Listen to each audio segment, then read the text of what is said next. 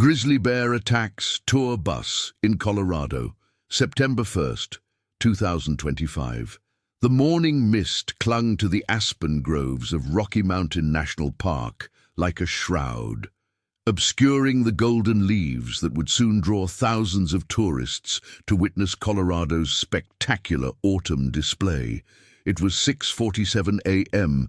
when Linda Ferguson guided the 30-foot Mountain Vista Tours bus along the winding curves of Bear Lake Road, her weathered hands gripping the steering wheel with the confidence that came from 23 years of navigating these treacherous mountain passes.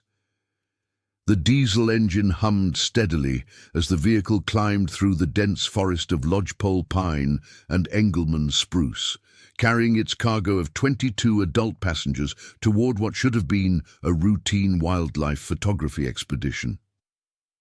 Linda Marie Ferguson, 47 years old and a grandmother of 3, had been driving tour buses through the Colorado Rockies since she was 24. Born and raised in nearby Lyons, she knew these mountains better than most park rangers, having spent countless hours hiking their trails and memorizing every switchback, every overlook, every potential hazard that could threaten the safety of her passengers. Her personnel file at Mountain Vista Tours was pristine, not a single accident or incident in over 2 decades of service. She took pride in her perfect safety record, often telling new drivers that the mountains don't forgive mistakes, so we don't make any. The passengers aboard bus number 47 that crisp September morning represented a diverse cross-section of outdoor enthusiasts, photographers, and nature lovers.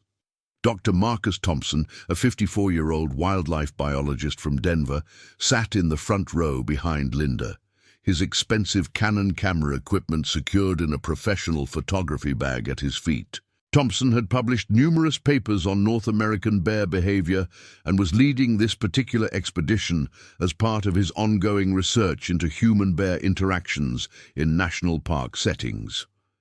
His weathered face bore the telltale signs of decades spent in the field: sun-weathered skin, laugh lines around his eyes, and the quiet confidence of someone who understood the natural world's inherent dangers. In the second row sat Margaret and Robert Chen, both 62 years old and recently retired from their careers as high school teachers in Boulder. They had saved for 5 years to take this comprehensive Rocky Mountain photography tour, their first major vacation since Robert's heart surgery the previous winter. Margaret clutched her new Nikon camera with nervous excitement, while Robert studied a field guide to Colorado wildlife, occasionally pointing out interesting facts to his wife of 38 years. Their marriage had weathered many storms, but their shared love of nature and photography had always been the foundation that kept them together. Behind the Chens sat Sarah Mitchell, a 28-year-old freelance photographer from Portland, Oregon, whose dramatic landscape photographs had been featured in several national magazines. Sarah was documenting the tour for an upcoming article in Outdoor Photography magazine about wildlife viewing opportunities in America's national parks. Her professional equipment filled 2 camera bags, and she had already taken over 300 photographs during the first 2 days of the expedition. Sarah's blonde hair was pulled back in a practical ponytail, and she wore the kind of high-tech outdoor clothing that marked her as a serious professional rather than a casual tourist. The middle section of the bus carried a group of 6 friends from Phoenix, Arizona, who had planned this trip to celebrate the 60th birthday of their leader, Dr. Patricia Williams, a recently retired orthopedic surgeon. Dr. Williams sat beside her longtime partner, Detective Janet Rodriguez, who had taken her first vacation in 3 years to join this expedition. The other 4 members of their group included James Patterson, a 45-year-old accountant whose passion for bird photography had brought him to Colorado; Elena Vasquez, a 52-year-old elementary school principal who collected images of wildflowers; Thomas Wright, a 39-year-old software engineer who specialized in macro photography of insects; and small creatures, and David Kim, a 47-year-old emergency room physician who found solace in nature photography after long shifts dealing with trauma and human suffering. Near the back of the bus sat Michael Harrison, a 60-year-old retired park ranger from Yellowstone National Park, traveling with his wife Catherine, a 58-year-old retired librarian. The Harrisons had moved to Fort Collins 6 months earlier to be closer to their daughter and grandchildren, and this tour represented their first major exploration of their new home state's wilderness areas. Michael's 35 years of experience in America's national parks had taught him to read the subtle signs that indicated wildlife activity, and he had noticed several indicators that morning that suggested increased bear activity in the area. Fresh claw marks on trees, overturned logs along the roadside, and the distinctive musky scent that experienced outdoorsmen associated with large predators. The final group of passengers consisted of 4 members of the Rocky Mountain Photography Club from Fort Collins. Alice Henderson, a 71-year-old retired nurse whose nature photography had won several local contests. Her son, Peter Henderson, a 43-year-old insurance agent who had inherited his mother's artistic eye. Jennifer Walsh, a 36-year-old veterinarian whose specialty in large animal medicine had sparked her interest in wildlife photography. And Bradley Morrison, a 55-year-old geology professor at Colorado State University, whose photographs of mountain landscapes were displayed in several campus buildings. The weather that morning was typical for early September in the Colorado Rockies. Crisp and clear, with temperatures in the low 40s that would climb into the mid-60s by afternoon. The National Weather Service had issued no warnings, and the park's daily briefing had mentioned only routine wildlife activity. However, what park officials didn't know was that an exceptionally large male grizzly bear, later designated as Bear 347 by Colorado Parks and Wildlife, had been traveling southward from his normal territory in the northern reaches of the park, driven by an unusually poor berry crop and the early onset of hyperphagia, the intense feeding period that precedes winter hibernation. This particular grizzly, estimated to weigh over 800 pounds, had been tagged and monitored by researchers for 6 years. His GPS collar had malfunctioned 3 weeks earlier, leaving wildlife officials unaware of his movement into areas with higher human activity.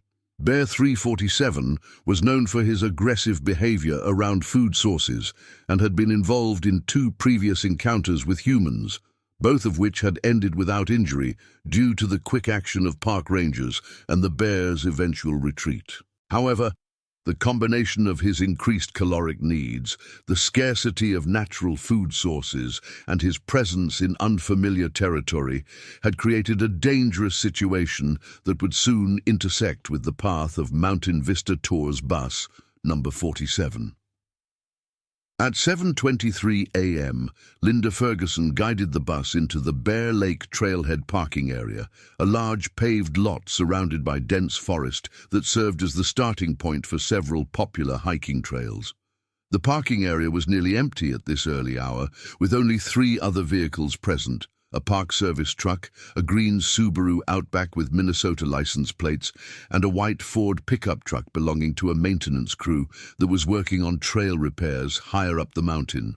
Linda parked the bus at the far end of the lot, positioning it to provide the best views of the surrounding forest for her passengers' photography session. "Ladies and gentlemen," Linda announced through the bus's intercom system, "we'll be stopping here for approximately 2 hours to photograph the wildlife and scenery around Bear Lake. Dr. Thompson will be leading a guided walk for those who are interested, while others are welcome to explore the immediate area around the parking lot and the first quarter mile of the Bear Lake Trail. Please remember to maintain a safe distance from any wildlife you encounter, and always stay within sight of the bus." Dr. Thompson stood and addressed the group, his voice carrying the authority of decades spent in wilderness settings.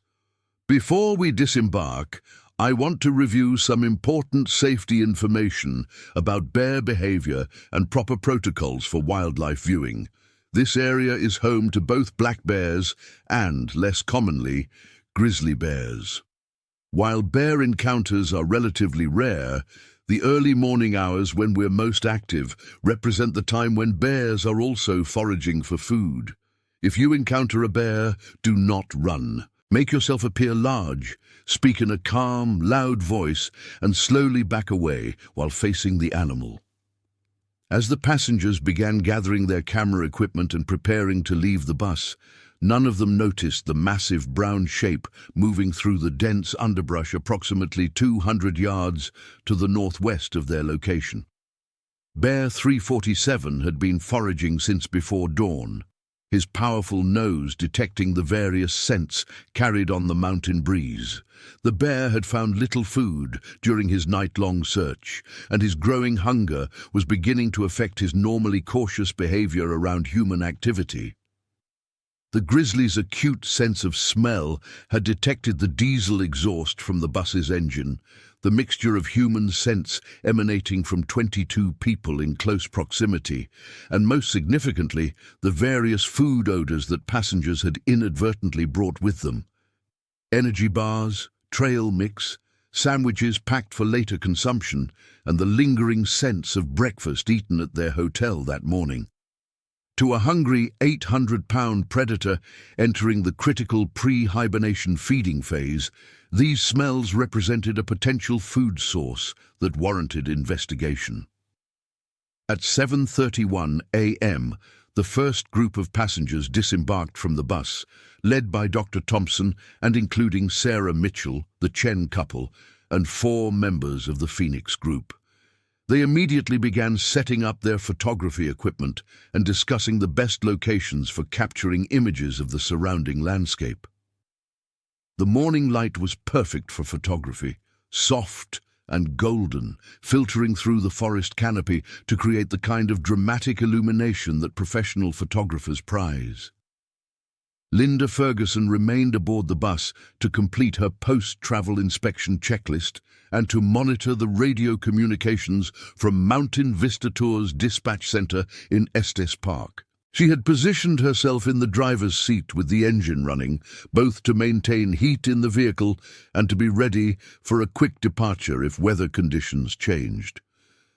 The bus's large windows provided her with clear sight lines in all directions, and she methodically scanned the tree line every few minutes as part of her standard safety protocol. Michael Harrison, the retired Yellowstone Ranger, was among the second group to leave the bus. His trained eye immediately began cataloging the various signs of animal activity in the area. He noticed several trees with fresh claw marks, indicating that bears had been marking their territory recently. More concerning was the presence of scat on the trail that appeared to be relatively fresh and consistent with grizzly bear deposits. Harrison's 35 years of experience in bear country had taught him to recognize the subtle environmental indicators that suggested the presence of large predators. "Dr. Thompson," Harrison called out, approaching the wildlife biologist who was adjusting his camera settings near the trailhead. "I'm seeing some signs here that suggest we might have had some recent grizzly activity in this immediate area. You might want to take a look at these claw marks and this scat sample." Thompson walked over to examine Harrison's findings, his expression growing serious as he studied the evidence. The claw marks were approximately 8 feet high on a large aspen tree, indicating an extremely large bear. The scat sample appeared to contain berry remnants and small bone fragments, typical of a bear's omnivorous diet, but also suggesting that the animal might be struggling to find adequate food sources. "You're absolutely right," Thompson replied, his voice lowered so as not to alarm the other passengers. "These indicators suggest a large male grizzly, probably within the last 24 to 48 hours. The height of these claw marks indicates an animal of significant size. I think we should consider shortening our stop here and perhaps moving to a different location. As Thompson and Harrison discussed their concerns in hushed tones, Bear 347 had moved significantly closer to the parking area. The massive grizzly was now approximately 100 yards from the bus, still concealed by the dense forest, but clearly attracted by the increasing concentration of human scents and food odors. The bear's black nose twitched constantly as he tested the air, his small eyes focused intently on the clearing where the humans had gathered. Grizzly bears possess one of the most acute senses of smell in the animal kingdom, with olfactory capabilities that exceed those of bloodhounds by a factor of 7. Bear 347 could distinguish between individual human scents, identify specific food sources, and even detect the elevated stress hormones that humans produce when they become anxious or frightened. At this moment, the bear's primary motivation was hunger rather than aggression, but his massive size and predatory instincts made him extraordinarily dangerous regardless of his initial intentions. At 7:47 a.m., Dr. Williams and her partner, Detective Rodriguez, were photographing a small group of chipmunks near the base of a large boulder formation approximately 50 yards from the bus. Williams was crouched low to get a better angle for her shot when Rodriguez suddenly grabbed her arm and pointed toward the forest. "Patricia, look at that," Rodriguez whispered urgently. "Is that what I think it is?" Williams followed her partner's gaze and felt her blood run cold. Through a gap in the trees, she could see a massive brown shape moving with surprising stealth through the underbrush. Even at this distance, the sheer size of the animal was unmistakable. This was not a black bear or any other wildlife commonly encountered in the park. "Oh my God," Williams breathed, her medical training immediately assessing the potential threat. "That's a grizzly bear, and it's huge.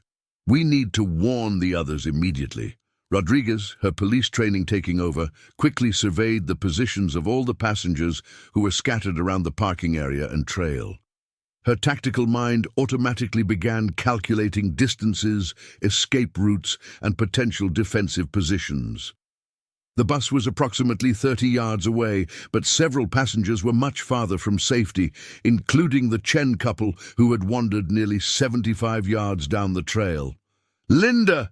Rodriguez called out in a controlled but urgent voice, trying to alert the bus driver without creating panic among the other passengers. "Linda, we need to get everyone back to the bus right now." Linda Ferguson looked up from her inspection checklist, immediately sensing the urgency in Rodriguez's voice. Her 23 years of experience driving in bear country had prepared her for exactly this type of situation. She quickly scanned the area and spotted the massive brown form moving through the trees. Her training kicked in immediately. She needed to get all passengers back to the safety of the bus as quickly as possible while avoiding any sudden movements or loud noises that might trigger an aggressive response from the bear. "Everyone, please return to the bus immediately," Linda announced through the bus's external PA system, her voice calm but firm. "This is not a drill. Please walk quickly but calmly back to the vehicle. Do not run and do not make any sudden movements." Dr. Thompson, who had been discussing the bear sign with Harrison, immediately understood the situation when he heard Linda's announcement. He quickly began herding the nearest passengers toward the bus while scanning the forest for the source of the threat. When he spotted Bear 347 moving through the trees, his scientific fascination with grizzly behavior was immediately overwhelmed by his recognition of the extreme danger facing the group. "That is an exceptionally large male grizzly," Thompson said to Harrison as they helped guide passengers toward the bus. "Based on his size and behavior patterns, he's likely in hyperphagia and may be food-stressed. This is exactly the kind of situation that leads to aggressive encounters." Sarah Mitchell, the professional photographer, was torn between her journalistic instincts and her survival instincts. Part of her wanted to capture images of this magnificent predator in its natural habitat, but her rational mind recognized the extreme danger of the situation. She quickly packed her camera equipment and joined the stream of passengers moving toward the bus. Bear 347 had now moved to within 75 yards of the parking area, and his behavior was becoming increasingly focused and intentional. The massive grizzly had identified the bus as the primary source of the interesting scents, and his hunger-driven curiosity was overriding his natural wariness of humans. The bear's movements became more direct and purposeful as he approached the edge of the forest, his powerful muscles rippling beneath his thick brown coat. Margaret Chen was having difficulty keeping up with the other passengers as they moved toward the bus. At 62 and still recovering from a bout of pneumonia earlier in the summer, she found herself breathing heavily and moving more slowly than the younger members of the group. Her husband Robert stayed beside her, one arm around her waist to provide support, but their slower pace was creating a dangerous gap between them and the safety of the vehicle. "Come on, Margaret," Robert urged gently, his own heart racing both from exertion and fear. "We need to move a little faster. Can you manage it?" Margaret nodded, pushing herself to move more quickly despite the burning sensation in her lungs. Behind them, she could hear Dr. Thompson and Harrison encouraging the stragglers to maintain their pace while avoiding any actions that might provoke the bear.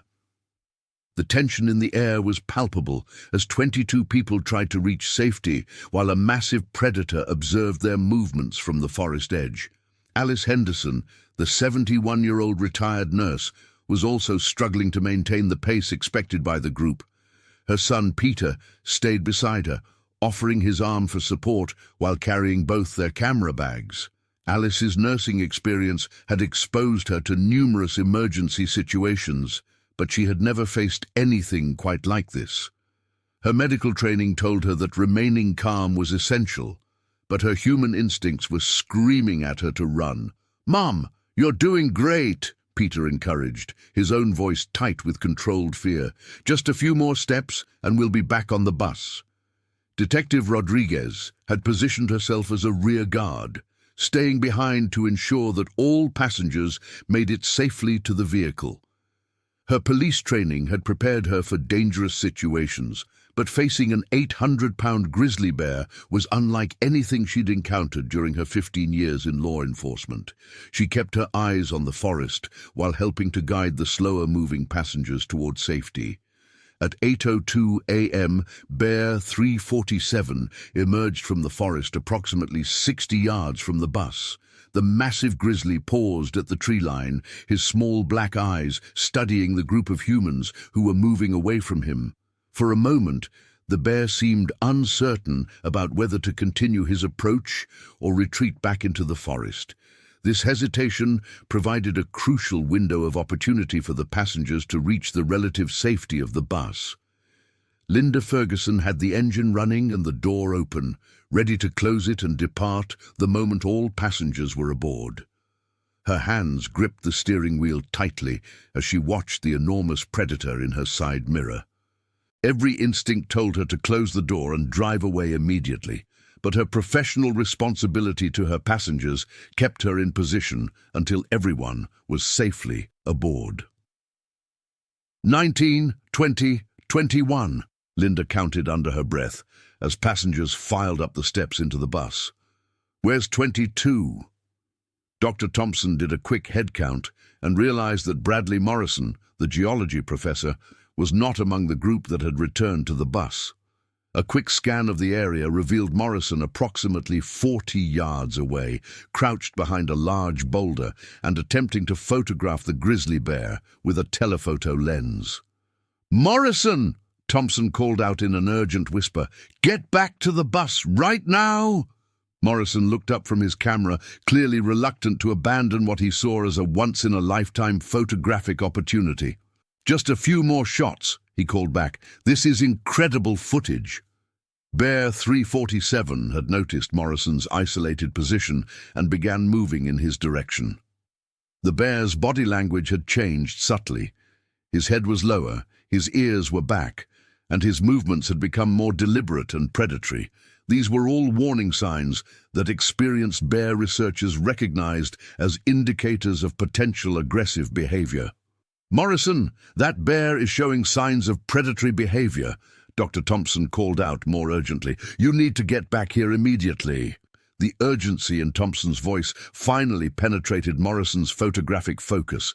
He looked up to see the massive grizzly moving directly toward his position, now less than 30 yards away. Morrison's academic knowledge of geology had not prepared him for this kind of life-threatening situation, and panic began to override his rational thinking. Against all expert advice about bear encounters, Morrison's fight-or-flight response triggered the worst possible reaction. He stood up quickly and began running toward the bus. The sudden movement and rapid motion immediately triggered Bear 347's chase instinct, and the massive predator accelerated toward Morrison with surprising speed for an animal of his size. "No, don't run!" multiple voices called out from the bus, but it was too late. Morrison was already sprinting across the parking lot with an 800-pound grizzly bear in pursuit. Grizzly bears can reach speeds of up to 35 miles per hour in short bursts, and despite his massive size, Bear 347 was quickly closing the distance to Morrison. The bear's powerful legs propelled him forward with ground-covering strides that demonstrated the incredible athleticism hidden within his bulky frame. Linda Ferguson made a split-second decision that would later be debated in official investigations and media reports. With Morrison still 20 yards from the bus and the bear closing rapidly, she pulled the door closed and prepared to drive the bus directly between Morrison and his pursuer. Her 23 years of experience had taught her that the safety of 21 passengers took precedence over the risks faced by one individual who had ignored safety protocols. "Everyone hold on!" Linda shouted as she engaged the transmission and accelerated the large bus toward the approaching conflict. The diesel engine roared as Linda drove the 30-foot vehicle across the parking lot, positioning it between Morrison and the charging grizzly. The bus's massive size and distinctive sound caused Bear 347 to slow his pursuit momentarily, his attention divided between his original target and this new, much larger potential threat. Morrison reached the side of the bus just as Linda brought it to a stop, and he pounded frantically on the door while looking over his shoulder at the approaching predator. The bear was now less than 15 yards away and showed no signs of abandoning his pursuit. "Open the door!" Morrison screamed, his academic composure completely shattered by terror. Linda Ferguson faced an impossible decision. Opening the door would require several precious seconds, during which the bear could reach Morrison and potentially gain access to the bus itself. Keeping the door closed would likely result in Morrison's death, but would ensure the safety of the other passengers. Her training told her to prioritize the greater good, but her human compassion made the choice agonizing.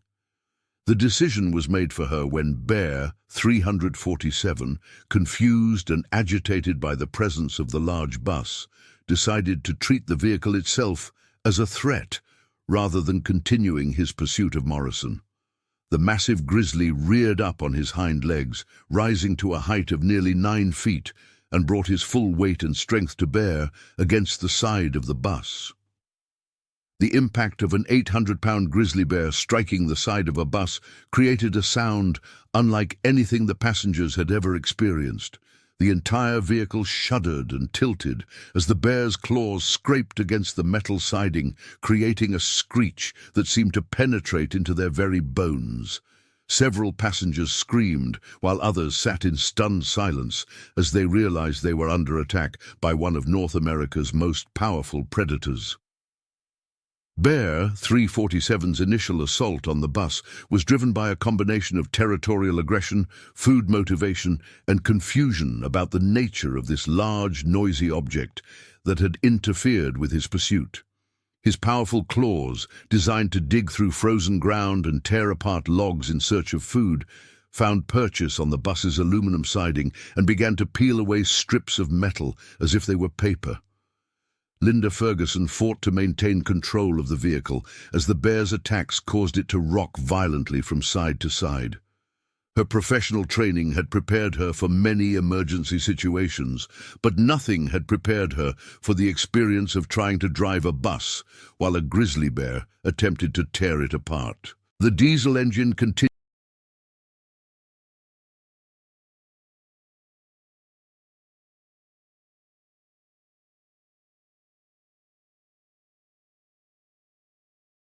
to run, but the vehicle's stability was compromised by the bear's repeated impacts. Inside the bus, panic was beginning to spread among the passengers. Dr. Williams, drawing on her surgical training to remain calm under pressure, began trying to coordinate a response to their desperate situation. "Everyone move to the front of the bus," she called out. "Stay away from the windows and doors." Detective Rodriguez, her police instincts taking over despite the unprecedented nature of their situation, began assessing potential defensive options. Her service weapon remained holstered. She knew that handgun ammunition would be insufficient to stop a grizzly bear and might only serve to further enrage the animal. Instead, she began looking for improvised weapons and defensive positions within the bus. Michael Harrison, the retired park ranger, moved toward the rear of the bus to observe the bear's behavior and try to predict its next actions. His decades of experience with large predators had taught him that understanding animal behavior was key to survival in these situations. "The bear is food motivated," he called out to the other passengers. "He's probably detecting food scents from inside the bus. We need to get rid of anything that might be attracting him." Bear 347 had discovered that his claws could penetrate the bus's outer skin, and he began systematically working to create a larger opening.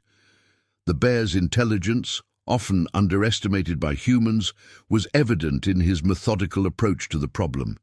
He would strike the metal siding with his claws, assess the damage, and then focus his efforts on areas where his previous attacks had created weaknesses. Sarah Mitchell, despite her terror, found herself documenting the attack with her professional camera. Her journalistic instincts compelled her to record this unprecedented encounter, even as her rational mind questioned the wisdom of such actions. Through her telephoto lens, she could see the incredible detail of the bear's anatomy, the massive muscles beneath his thick coat, the razor-sharp claws that were systematically destroying their protective barrier, and the focused intelligence in his small, dark eyes. "I can see him working on the emergency exit," Sarah reported to the other passengers. "He's figured out that there's a weak point in the structure there."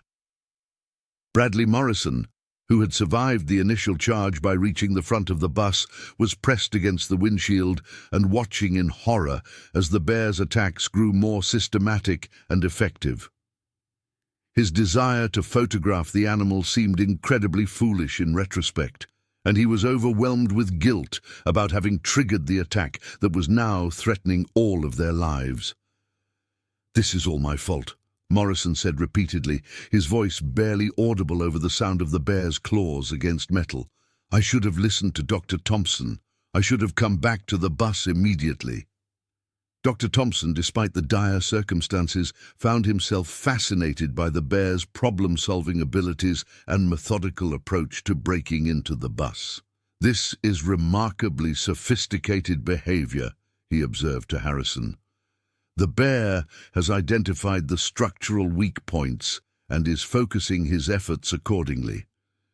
This level of tool use and problem-solving indicates an intelligence that we've rarely documented in wild grizzlies. At 8:17 a.m., Bear 347 succeeded in creating a hole approximately 18 inches in diameter in the bus's rear emergency exit. The bear immediately began working to enlarge this opening, his powerful claws tearing through the aluminum and steel framework with alarming efficiency. The sound of rending metal filled the air as the grizzly systematically destroyed the barriers that separated him from his perceived food source. Linda Ferguson had been attempting to radio for help since the attack began, but the mountainous terrain interfered with radio communications, and her emergency calls were not reaching the Park Service dispatch center. The bus's CB radio crackled with static, but no human voices responded to her increasingly desperate pleas for assistance.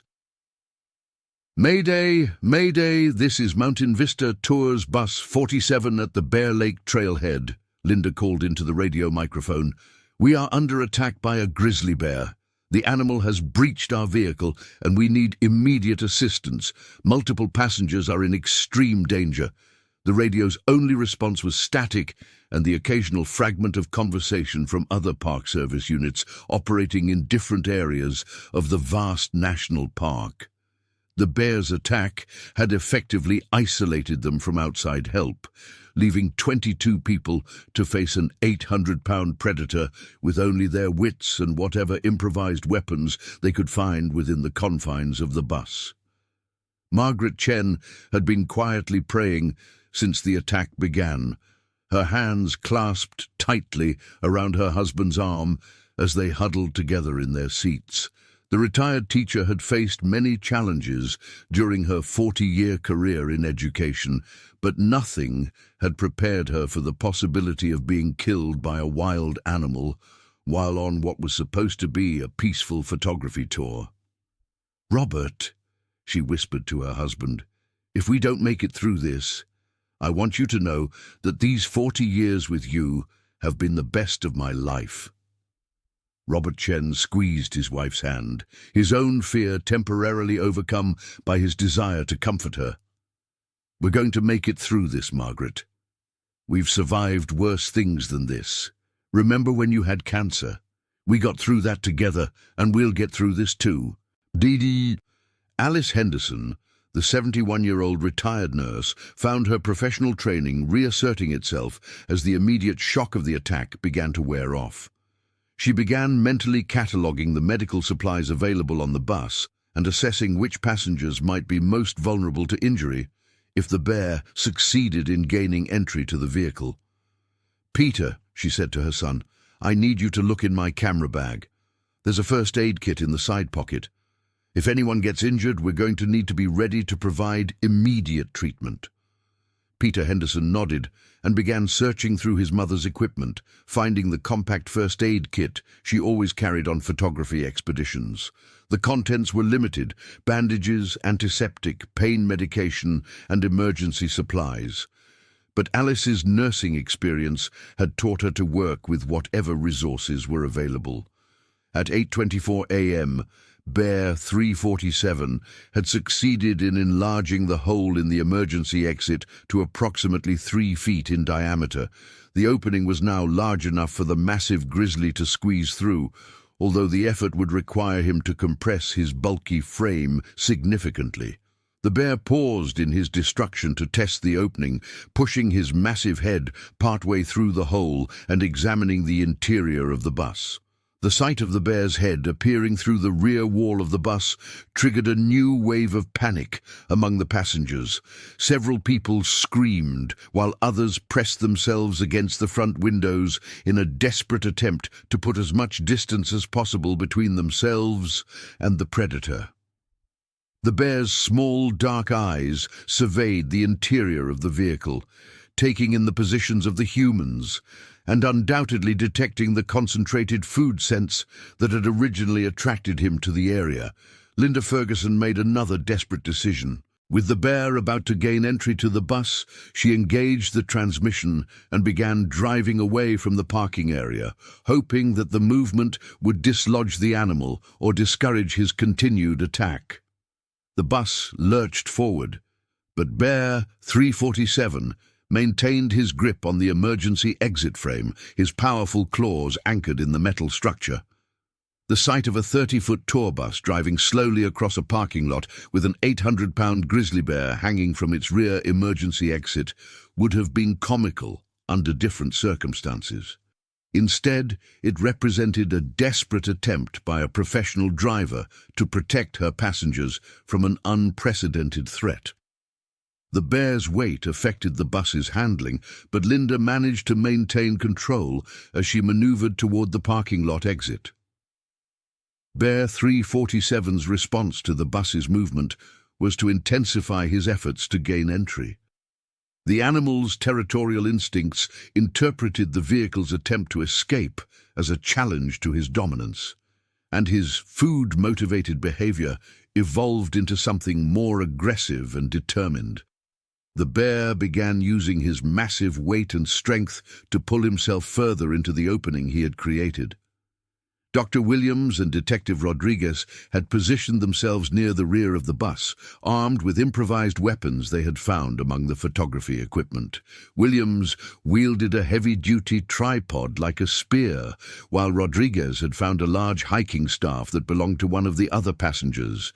Both women knew that their weapons would be inadequate against a grizzly bear, but their protective instincts compelled them to try to defend the group. "If he gets through that opening," Rodriguez said quietly to Williams, "we're going to have to try to drive him back toward the exit. Maybe we can force him to retreat if we work together." Williams nodded, her surgical training helping her to compartmentalize her fear and focus on the task at hand. "We need to protect the older passengers and anyone who can't defend themselves. If we can create a distraction, maybe some people can escape through the front door." The bear's continued efforts to enter the bus had created additional damage to the vehicle's structure. The emergency exit frame was beginning to bend and warp under the animal's weight, and several windows had cracked from the stress of the bear's repeated impacts. The bus's interior was filled with the sound of groaning metal and the heavy breathing of a massive predator working to reach his perceived prey. Elena Vasquez, the elementary school principal from Phoenix, found herself thinking about her students and wondering if she would ever see them again. Her classroom was filled with photographs of wild animals that she used to teach children about nature and conservation, but she had never imagined that she would face one of these magnificent predators in such desperate circumstances. "I always taught my students to respect wildlife," she said to Thomas Wright, the software engineer sitting beside her. "I never thought that respect wouldn't be enough to keep us safe." Wright, whose technical mind was still trying to process the surreal nature of their situation, found himself analyzing the bear's behavior like a software problem that needed debugging. "The bear is just responding to programmed instincts," he replied. "He's hungry, he detected food sources, and he's following the most logical path to access those resources. It's not personal, it's just biological programming." James Patterson, the accountant and bird photography enthusiast, was documenting their ordeal in a small notebook he always carried for recording wildlife observations. His accounting background had trained him to maintain detailed records even under stressful conditions, and he found that recording the events helped him to maintain some measure of psychological control. 8:27 a.m. Bear has created opening approximately 36 inches in diameter in rear emergency exit, Patterson wrote in precise handwriting. Animal appears to be adult male grizzly, estimated weight 750 to 800 pounds. Bus driver attempting evasive maneuvers, but bear maintaining position on vehicle. At 8:29 a.m., Bear 347 succeeded in pushing his massive shoulders through the opening in the emergency exit. The bear's powerful frame compressed as he squeezed through the gap, but his determination to access the food sources he had detected overcame the physical discomfort of the tight fit. For the first time since the attack began, a living grizzly bear was partially inside the bus, with 22 terrified passengers. The psychological impact of seeing the bear's massive form emerging through the rear wall was overwhelming for many passengers. Catherine Harrison, the retired librarian, fainted and slumped forward in her seat. Her husband Michael immediately moved to support her while maintaining his vigil on the bear's progress into the vehicle. "Catherine, stay with me," Michael whispered, gently tapping his wife's face to encourage her to regain consciousness. His park ranger experience had taught him that panic and unconsciousness could be deadly in wildlife encounters, where every person needed to be alert and capable of rapid movement. Dr. Thompson realized that their situation had moved beyond the possibility of passive resistance. With the bear actually inside the bus, aggressive defensive action became their only option for survival. He began organizing the passengers into a defensive formation, placing the strongest and most capable people between the bear and the most vulnerable members of the group. "Everyone who's able to fight needs to move toward the back of the bus," Thompson called out. "We need to work together to drive this animal back out through the opening. Our only chance is to make him decide that we're more trouble than we're worth." The bear's massive head and shoulders were now fully inside the bus, and he was working to pull his hindquarters through the opening. The animal's size was even more impressive and terrifying when viewed at close range within the confined space of the vehicle. His thick brown coat rippled over powerful muscles, and his claws clicked against the metal floor as he maneuvered his bulk through the damaged emergency exit. Sarah Mitchell continued photographing the encounter, her professional instincts overriding her personal terror. Through her camera lens, she captured images that would later become some of the most dramatic wildlife photographs ever recorded.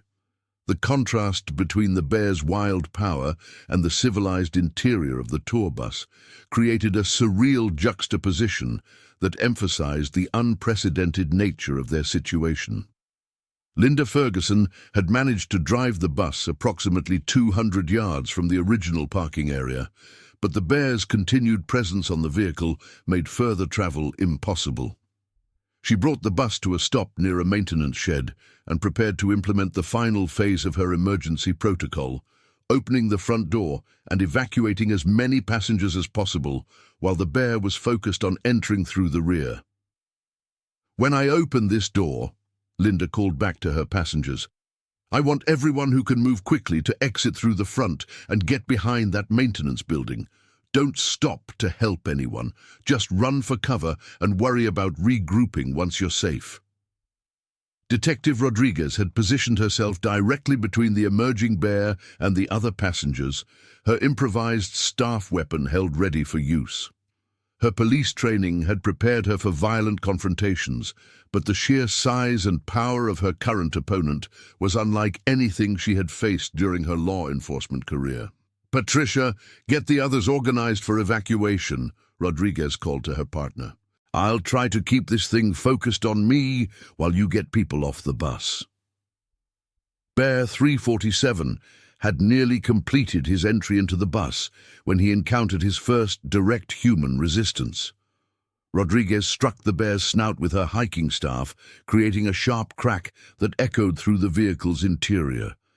The bear recoiled slightly, more surprised than injured, but the action succeeded in getting his attention and establishing Rodriguez as a specific threat. The bear's response to Rodriguez's defensive action was swift and violent. With a roar that seemed to shake the entire bus, Bear 347 swiped at Rodriguez with one massive paw. The detective managed to dodge the blow, but the bear's claws left deep gouges in the seat where her head had been moments before. "Everyone out! Now!" Linda Ferguson shouted as she opened the front door of the bus. The evacuation that followed was controlled chaos. The passengers nearest the front door, including the Chen couple, Alice and Peter Henderson, and several members of the Phoenix group, quickly exited the bus and ran toward the maintenance shed that Linda had identified as a refuge. Others, trapped behind the confrontation between Rodriguez and the bear, found themselves unable to reach the exit. Margaret Chen, despite her respiratory limitations, managed to keep pace with the other evacuating passengers. The immediate threat to her life had triggered an adrenaline response that temporarily overcame her physical limitations. She and Robert ran hand in hand toward the maintenance shed, their 40 years of marriage providing strength and coordination even in this moment of extreme crisis. Alice Henderson, despite her age, moved with the purposeful efficiency that had made her an excellent nurse for over 4 decades. She helped guide other passengers towards safety while keeping track of who had made it off the bus and who might still be trapped inside. Her son Peter stayed beside her, ready to provide physical assistance if she needed it. Bear 347's attention was now fully focused on Detective Rodriguez, who continued to use her improvised weapon to keep the massive predator at bay. The confined space of the bus interior limited the bear's mobility, but also made it impossible for Rodriguez to retreat beyond the animal's reach. She was engaged in a desperate holding action, buying time for other passengers to escape while placing herself in extreme personal danger. Dr. Williams had managed to evacuate with the first group of passengers, but she found herself unable to leave her partner behind. Against all logic and safety protocols, she re-entered the bus through the front door, carrying a large fire extinguisher she had found near the maintenance shed. "Janet, I'm coming!" Williams called out as she advanced toward the rear of the bus, where Rodriguez was still attempting to fend off the grizzly bear. The fire extinguisher proved to be a more effective deterrent than the improvised weapons they had been using. Williams triggered the device, sending a cloud of chemical suppressant directly into the bear's face. The bear recoiled violently, his sensitive nose and eyes irritated by the foreign substance. This momentary respite allowed Rodriguez to retreat toward the front of the bus, but Bear 347's territorial instincts had been fully activated by the repeated confrontations. The bear was no longer simply seeking food. He was now defending what he perceived as his territory against aggressive intruders who had challenged his dominance. At 8:34 a.m., the situation reached its most critical point. Bear 347, his vision temporarily impaired by the fire extinguisher chemicals, but his other senses fully alert, began systematically destroying the interior of the bus. His massive claws shredded seats, his powerful jaws crushed metal fittings, and his 800-pound body crashed through the vehicle's interior structures as if they were made of cardboard. Linda Ferguson, Sarah Mitchell, Dr. Thompson, Michael Harrison and several other passengers were still trapped in the front portion of the bus, separated from the exit by an enraged grizzly bear who was destroying everything within reach.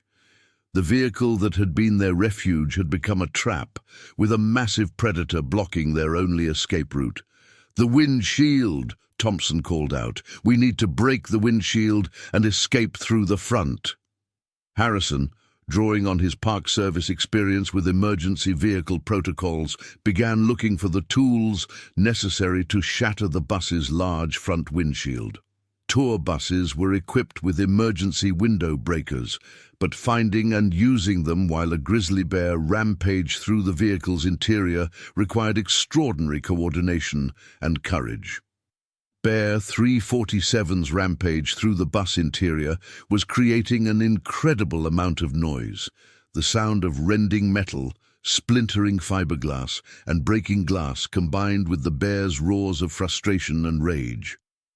This cacophony could be heard for miles through the mountain forest, and it was this sound that finally attracted the attention of the park maintenance crew that had been working on trail repairs higher up the mountain. Eddie Morales, a 34-year-old Park Service maintenance supervisor, was operating a chainsaw when he first heard the sounds of destruction coming from the direction of the Bear Lake parking area.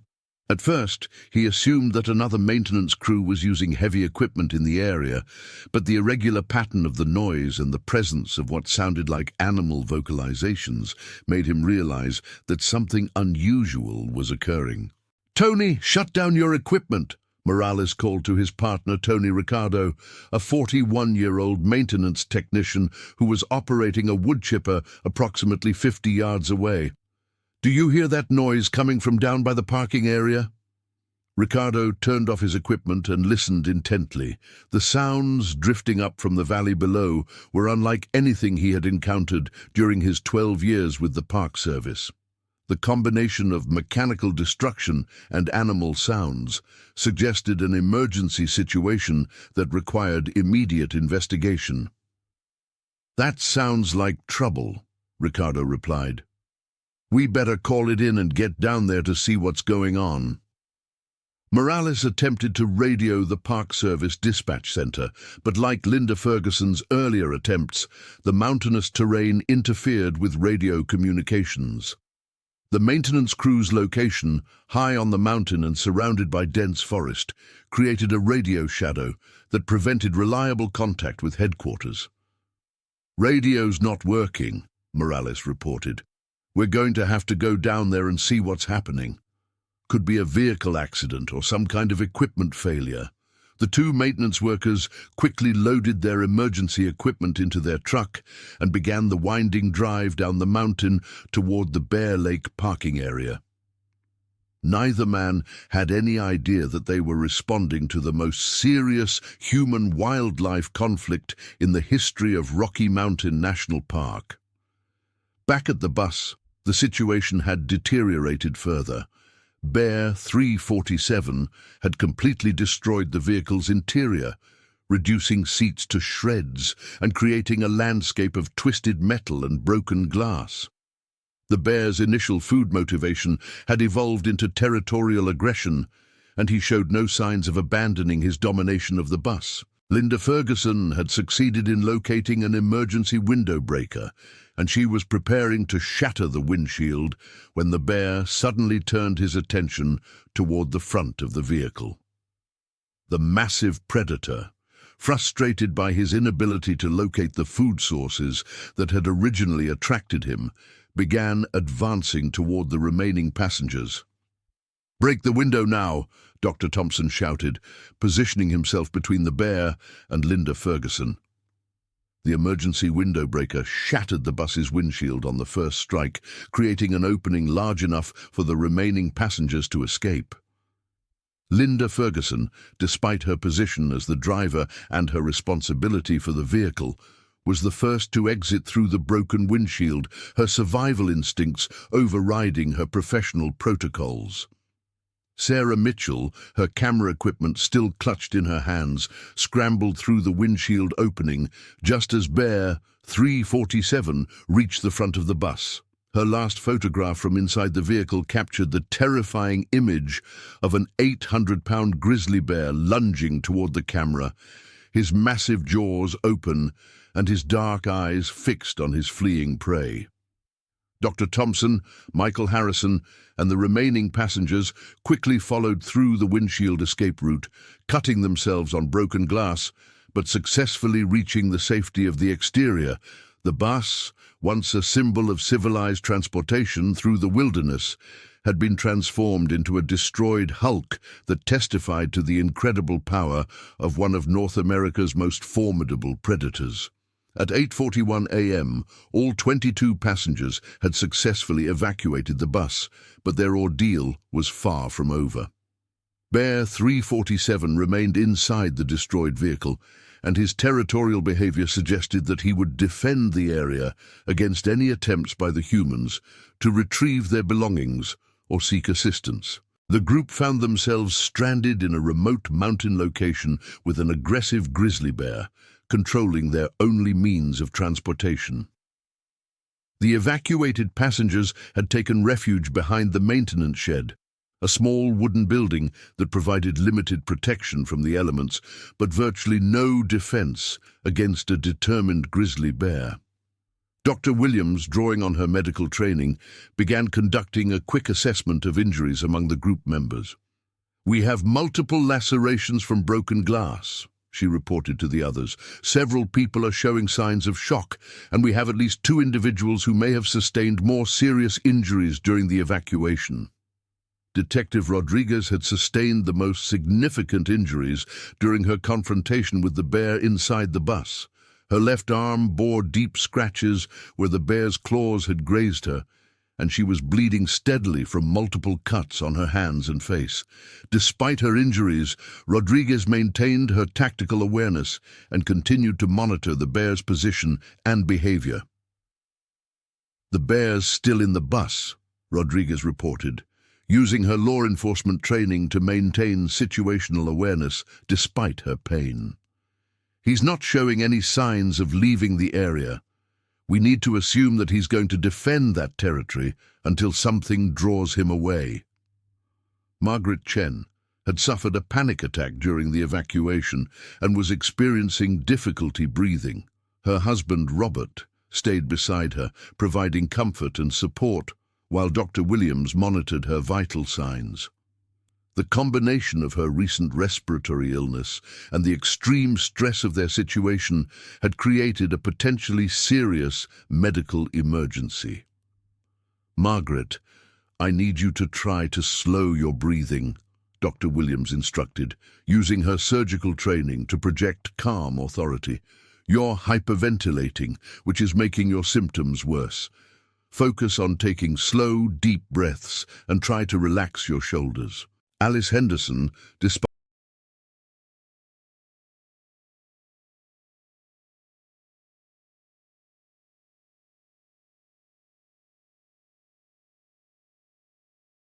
her own cuts and bruises from the evacuation, had immediately begun providing first aid to the other injured passengers. Her nursing experience was invaluable in managing the multiple medical issues that had resulted from their ordeal. She worked methodically through the group, assessing injuries and providing treatment with the limited supplies available in her first aid kit. "Peter, I need you to help me organize the wounded," Alice instructed her son. "We have limited medical supplies, so we need to prioritize the most serious injuries first." The sound of Bear 347 continuing to destroy the bus interior served as a constant reminder of the threat that still loomed over the group. The Bear's territorial behavior suggested that he would remain in the area for an extended period, making rescue operations extremely difficult and dangerous. At 8:47 a.m., Eddie Morales and Tony Ricardo arrived at the Bear Lake parking area in their Park Service maintenance truck. The scene that greeted them was unlike anything they had encountered during their combined 26 years of experience with the National Park Service. A tour bus sat in the middle of the parking lot, its rear emergency exit completely destroyed, its windshield shattered, and the sounds of an active grizzly bear emanating from its interior. "Jesus Christ!" Morales breathed, bringing the truck to a stop at the edge of the parking lot. "There's a bear inside that bus." The maintenance workers quickly spotted the group of passengers huddled behind the maintenance shed, and they could see that several people appeared to be injured. The situation was clearly beyond their expertise, but they were the only Park Service personnel in the immediate area and had a professional responsibility to provide assistance. Ricardo attempted to use their vehicle's more powerful radio system to contact park headquarters, finally succeeding in establishing communication with the dispatch center after several attempts. His voice was tight with controlled urgency as he described the unprecedented situation. "Dispatch, this is Maintenance Unit 7 at Bear Lake parking area.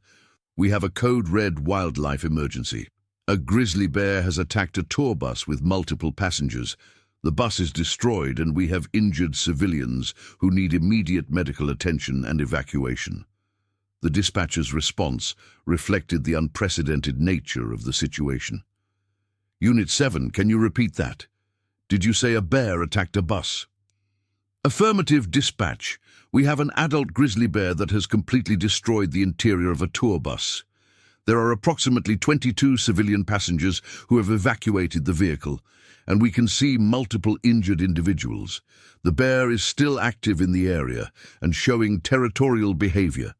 Within minutes, the Park Service Dispatch Center had initiated the largest emergency response in Rocky Mountain National Park's history. Multiple park ranger units, wildlife management specialists, medical personnel, and search and rescue teams were mobilized to respond to the Bear Lake incident. The Colorado Parks and Wildlife Department was notified, and procedures were initiated to contact federal wildlife authorities and emergency management agencies.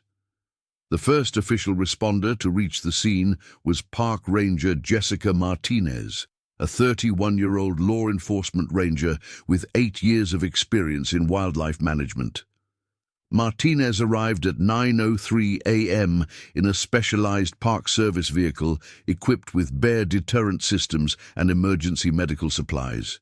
Martinez's first priority was establishing communication with the stranded passengers and assessing the immediate threat posed by Bear 347. Through binoculars, she could see that the massive grizzly was still inside the destroyed bus, and his continued presence in the vehicle suggested that he had established territorial control over the area. Maintenance Unit 7. I need you to establish a safety perimeter at least 200 yards from the bus, Martinez radioed to Morales and Ricardo. The bear is showing territorial behavior, and we need to assume that he'll defend a significant area around his position. Martinez then used a megaphone to communicate with the stranded passengers, her voice carrying across the parking area with professional authority. This is Park Ranger Martinez. We're here to help you, but we need everyone to remain calm and stay behind the maintenance building. We're bringing in additional resources to deal with the bear and get you to safety. Dr. Thompson, who had emerged as an informal leader among the stranded passengers, responded to Martinez's communication. Ranger Martinez, we have multiple injured people who need medical attention. One woman is having respiratory problems, and several people have significant lacerations from broken glass. Martinez quickly radioed for medical evacuation resources, knowing that the presence of the aggressive grizzly would complicate any rescue operation. Helicopter evacuation was the safest option, but it would require coordination with wildlife management specialists who could safely drive the bear away from the landing zone. At 9:11 a.m., Dr. Sarah Chen, a wildlife biologist with Colorado Parks and Wildlife, arrived on scene with specialized bear management equipment. Dr. Chen, who was not related to the passenger couple, Robert and Margaret Chen, had 15 years of experience in large predator management and was considered one of the state's leading experts on grizzly bear behavior. Dr. Chen immediately began assessing Bear 347's behavior patterns and developing a strategy for safely removing him from the bus and the surrounding area. Through her spotting scope, she could observe the bear's body language and determine his psychological state based on his posture, movement patterns, and vocalizations. This is a mature male grizzly in full territorial mode, Dr. Chen reported to Ranger Martinez.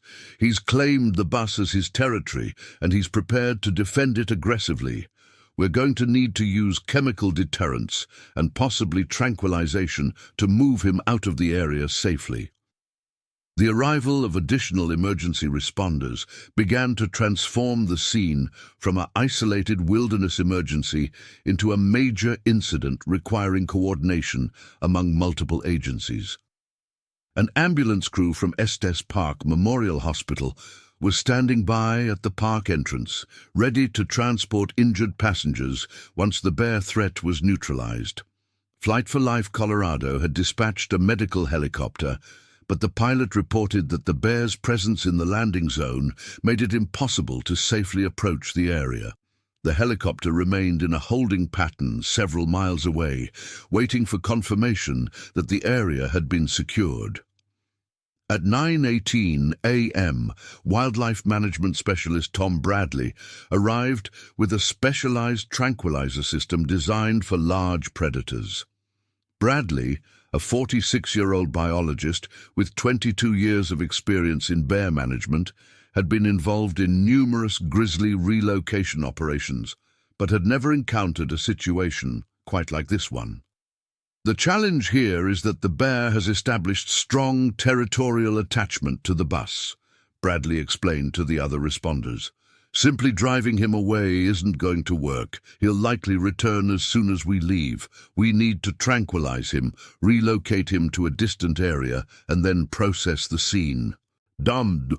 The tranquilization of an 800-pound grizzly bear required precise calculation of drug dosages, careful consideration of the bear's current stress level, and expert marksmanship to ensure that the dart struck the animal in an appropriate location. Bradley began preparing his equipment while Dr. Chen continued to monitor the bear's behavior. Bear 347 had spent the past hour systematically investigating every corner of the destroyed bus interior, his sensitive nose searching for the food sources that had originally attracted him to the area. The bear's territorial behavior was reinforced by the lingering sense of human food and the adrenaline-soaked environment created by the passengers' fear during the attack. "I'm seeing classic resource-guarding behavior," Dr. Chen observed. "The bear believes he's found a valuable food source, and he's prepared to defend it against all challenges. The fact that he's remained in the bus for over an hour indicates a very strong territorial attachment." The stranded passengers, meanwhile, were dealing with both their immediate medical needs and the psychological trauma of their unprecedented experience. Several people were showing signs of acute stress reaction, while others seemed to be in a state of shock that temporarily masked their emotional response to the attack. Elena Vasquez, the elementary school principal, found herself thinking about how she would explain this experience to her students when she returned to work. The educational value of their wildlife encounter was overshadowed by the terror and helplessness they had experienced, but she recognized that their survival story might serve as an important lesson about respecting the power and unpredictability of nature. "I always taught my kids that wild animals are unpredictable," she said to Thomas Wright, who was sitting beside her behind the maintenance shed. "But I never really understood what that meant until today. We think we can control nature, but we can't. We can only try to coexist with it." Wright, whose software engineering background had trained him to think in terms of systems and logical processes, was struggling to process the chaotic and unpredictable nature of their encounter with the bear. "There's no debugging a grizzly bear," he observed. "You can't patch wildlife behavior or roll back to a previous version. Nature doesn't follow the same rules as technology."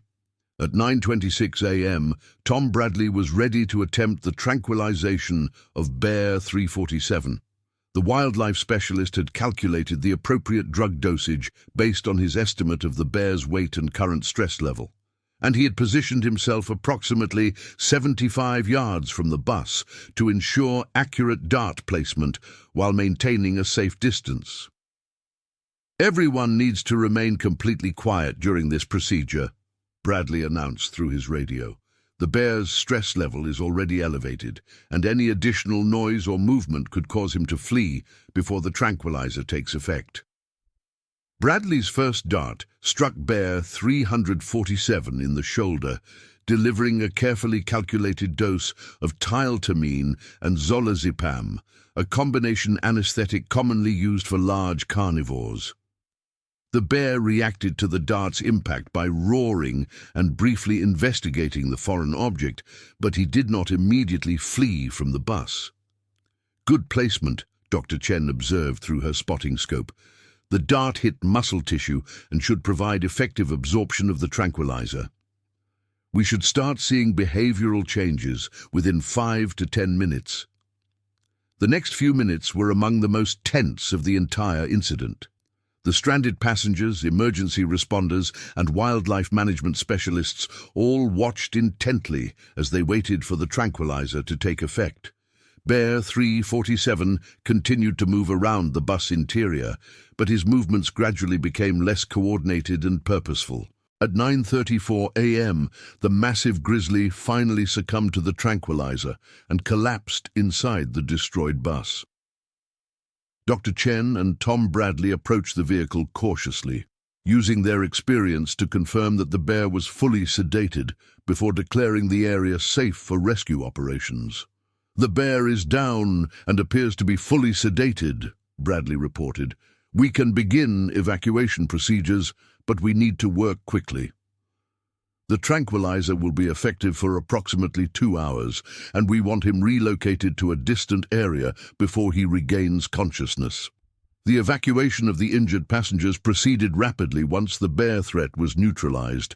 The Flight for Life helicopter landed in the parking area and immediately began transporting the most seriously injured individuals to Estes Park Memorial Hospital.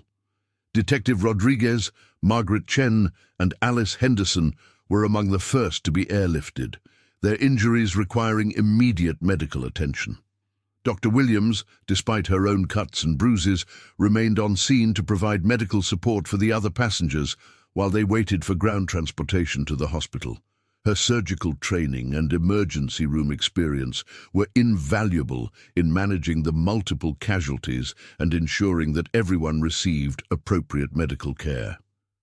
Linda Ferguson, the bus driver whose split-second decisions had saved the lives of her passengers, was experiencing severe emotional shock as the adrenaline from the attack began to wear off. Her 23 years of experience had prepared her for many emergency situations, but nothing had prepared her for the psychological impact of watching a grizzly bear destroy her bus while her passengers' lives hung in the balance. "I keep thinking about what I could have done differently," Ferguson said to Dr. Thompson as they waited for transportation to the hospital. "Maybe if I had recognized the bear signs earlier, or if I had chosen a different parking location, or if I had been more decisive about evacuation procedures." Dr. Thompson, whose expertise in bear behavior gave him unique insight into the incident, reassured Ferguson that her actions had prevented what could have been a much more tragic outcome. "Linda, your quick thinking and professional response saved lives today. That bear was determined to investigate our bus, regardless of where we parked or what precautions we took. The fact that everyone survived is largely due to your skills as a driver and your decision-making under extreme pressure. While the human casualties were being evacuated and treated, wildlife management specialists began the complex process of relocating Bear 347 to a remote area of the park where he would be less likely to encounter humans. The massive grizzly was loaded onto a specialized transport vehicle using heavy equipment, and he was fitted with a new GPS collar that would allow researchers to monitor his movements and behavior. Dr. Chen supervised the relocation operation, selecting a release site in the park's backcountry that was over 30 miles from any developed areas or popular hiking trails.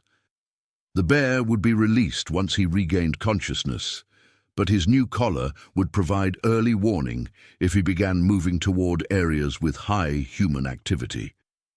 This bear's behavior today was unusual, but not necessarily abnormal, Dr. Chen explained to the assembled media representatives who had begun arriving at the scene. Grizzly bears in hyperphagia are highly motivated by food sources, and the combination of concentrated human scents and actual food odors created an irresistible attractant. The bear's territorial response to the bus was an escalation beyond typical behavior, but it's consistent with the defensive reactions we see when bears perceive their food sources as being threatened. The investigation into the incident began immediately, with multiple agencies conducting parallel inquiries into the circumstances that led to the attack. The National Park Service initiated an internal review of safety protocols and emergency response procedures, while Colorado Parks and Wildlife examined the bear management policies that might have prevented the encounter. Special Agent Rebecca Morrison of the U.S. Fish and Wildlife Service arrived on scene at 11:47 a.m. to begin the federal investigation required for any incident involving threatened or endangered species. Agent Morrison, who was not related to passenger Bradley Morrison, specialized in human-wildlife conflict investigations and would be responsible for determining whether any violations of federal wildlife protection laws had occurred. Our preliminary investigation will focus on whether proper protocols were followed by the tour company, whether the Park Service had adequate warning systems in place, and whether the bear's behavior indicates any underlying issues with wildlife management in the area. Agent Morrison explained to park officials. The media response to the incident was immediate and intense. News crews from Denver, Colorado Springs, and Fort Collins arrived within hours of the attack, and by evening the story was being carried by national news networks. The dramatic nature of the incident, a grizzly bear destroying a tour bus and fighting with passengers, captured public attention in a way that routine wildlife encounters never did. Sarah Mitchell's photographs of the attack, taken from inside the bus during the most dangerous moments of the encounter, provided unprecedented documentation of a grizzly bear attack from the perspective of the victims. Her images would later be published in National Geographic, Outside Magazine, and numerous other publications, becoming some of the most famous wildlife photographs ever captured. The first passenger to be interviewed by media was Dr. Thompson, whose expertise in bear behavior made him the natural spokesman for the group. Speaking from his hospital bed at Estes Park Memorial Hospital, Thompson provided a measured and scientific perspective on their experience. What we experienced today was an exceptional event that occurred due to a unique combination of circumstances, Thompson told reporters. This was not a malicious attack by a rogue predator. It was the response of a hungry animal in pre-hibernation feeding mode who encountered what he perceived as a concentrated food source. The bear's behavior, while terrifying from our perspective, was entirely consistent with grizzly bear biology and psychology. The hospital treatment of the passengers revealed the full extent of their injuries and the remarkable fact that no one had been killed or permanently disabled despite the severity of their encounter. Detective Rodriguez required 37 stitches to close the lacerations on her arms and hands, but her injuries were primarily superficial despite their dramatic appearance. Margaret Chen was treated for severe anxiety and respiratory distress, but her condition stabilized rapidly once she was removed from the stressful environment of the incident scene. Her husband, Robert, remained by her side throughout her treatment, their 40-year marriage providing the emotional support she needed to process their traumatic experience. Alice Henderson, despite being the oldest passenger on the bus, had suffered only minor injuries and was released from the hospital after a few hours of observation. Her nursing background had served her well during the crisis, and she had provided invaluable assistance to other passengers both during and after the attack. Dr. Williams and Detective Rodriguez were kept overnight for observation, their injuries requiring more extensive treatment and monitoring. Williams's surgical background had prepared her for medical emergencies, but experiencing trauma as a patient rather than a healthcare provider gave her new insight into the psychological challenges faced by accident victims. The tour bus company, Mountain Vista Tours, immediately suspended all operations pending a comprehensive review of their safety protocols and emergency procedures. Company President Michael Torres arrived at the hospital that evening to personally meet with each passenger and ensure that they received appropriate medical care and support services. "The safety of our passengers is our highest priority," Torres announced at a hastily arranged press conference. "We are cooperating fully with all investigating agencies and conducting our own internal review of this incident. We will not resume operations until we are confident that we have implemented every possible safety measure to prevent similar occurrences." The financial implications of the incident were significant for Mountain Vista Tours. The destroyed bus represented a loss of over $400,000 in equipment, while the potential liability claims from injured passengers could reach millions of dollars. The company's insurance coverage would cover some of these costs, but the long-term impact on their reputation and business operations was incalculable. Linda Ferguson, despite her heroic actions during the attack, was placed on administrative leave pending the completion of the investigation. The company's lawyers advised that this was standard procedure for any incident involving passenger injuries, but Ferguson experienced the administrative action as punishment for circumstances beyond her control. "I've been driving these mountains for 23 years without a single accident," Ferguson said in an emotional interview with a local news station. "I did everything I could to protect my passengers, and I believe my actions saved lives. Being placed on leave feels like I'm being blamed for something that no driver could have prevented or predicted." The psychological impact of the incident on the passengers became apparent in the days following the attack. Several individuals reported nightmares, anxiety attacks, and an inability to return to normal activities. Dr. Patricia Williams, drawing on her medical connections, arranged for group therapy sessions with trauma specialists who had experience treating victims of animal attacks. "What we experienced was a form of trauma that's relatively rare in modern society," Dr. Williams explained to her fellow passengers during their first group therapy session. "Most people never face the immediate threat of being killed by a wild animal, so our psychological responses are more intense than what we might experience after a typical accident or injury." The therapy sessions revealed the different ways that individuals had processed their shared experience. Some passengers, like Dr. Thompson and Michael Harrison, drew on their professional backgrounds in wildlife management to intellectualize the incident and place it in scientific context. Others, including Margaret Chen and Elena Vasquez, struggled with feelings of helplessness and vulnerability that challenged their fundamental assumptions about personal safety and control.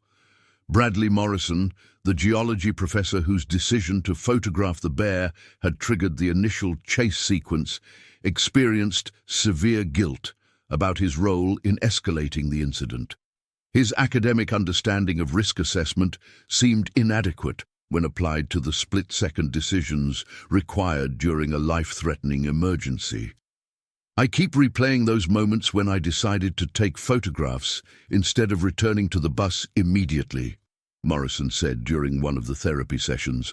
"My academic curiosity overrode my common sense, and I put everyone at risk because of my poor judgment."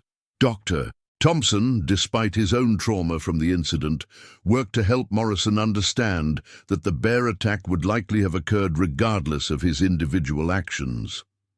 "The bear was already attracted to our location by the concentrated food scents and human activity," Thompson explained. "Your photography may have been the immediate trigger for his approach, but he was going to investigate our bus eventually. The fundamental problem was having a food-stressed grizzly in the area during peak human activity." The investigation by Colorado Parks and Wildlife revealed several systemic issues that had contributed to the incident. Bear 347's GPS collar had malfunctioned 3 weeks before the attack, leaving wildlife managers unaware of his movement into areas with higher human activity. The park's bear monitoring systems had not detected his presence in the Bear Lake area, and no special warnings had been issued to tour operators or visitors. Wildlife Management Supervisor Janet Patterson presented her findings at a public hearing held 6 weeks after the incident. "Our investigation has identified several points where better communication and monitoring might have prevented this encounter," Patterson announced. "The failure of the bear's GPS collar, the lack of real-time wildlife tracking in high-use areas, and the absence of specific protocols for tour bus safety in bear habitat all contributed to creating the conditions that led to this incident." The Park Service implemented several policy changes in response to the investigation's findings. All tour buses operating in bear habitat would be required to carry bear spray and emergency communication equipment. Tour operators would receive enhanced training in wildlife encounter protocols, and new systems would be installed to provide real-time updates on wildlife activity in popular visitor areas. The federal investigation conducted by Special Agent Morrison focused on whether Mountain Vista Tours had violated any federal wildlife protection laws by operating in bear habitat without adequate safety precautions. After a thorough review of the company's procedures and the circumstances of the incident, Morrison concluded that no federal violations had occurred. The tour company followed all existing regulations and industry standards, Morrison announced in her final report. The incident occurred due to an unusual combination of circumstances involving a food-stressed bear whose location was unknown to wildlife managers. While the outcome was traumatic for all involved, it does not appear that any party acted negligently or in violation of federal wildlife protection laws. The legal implications of the incident extended beyond regulatory compliance to potential civil lawsuits by injured passengers against Mountain Vista Tours. Several passengers hired personal injury attorneys, while others chose to work directly with the company's insurance representatives to resolve their claims without litigation. Margaret and Robert Chen, whose injuries were primarily psychological rather than physical, decided against pursuing legal action. We understand that this was an unprecedented situation that no one could have predicted or prevented, Robert Chen explained in a statement released through their attorney.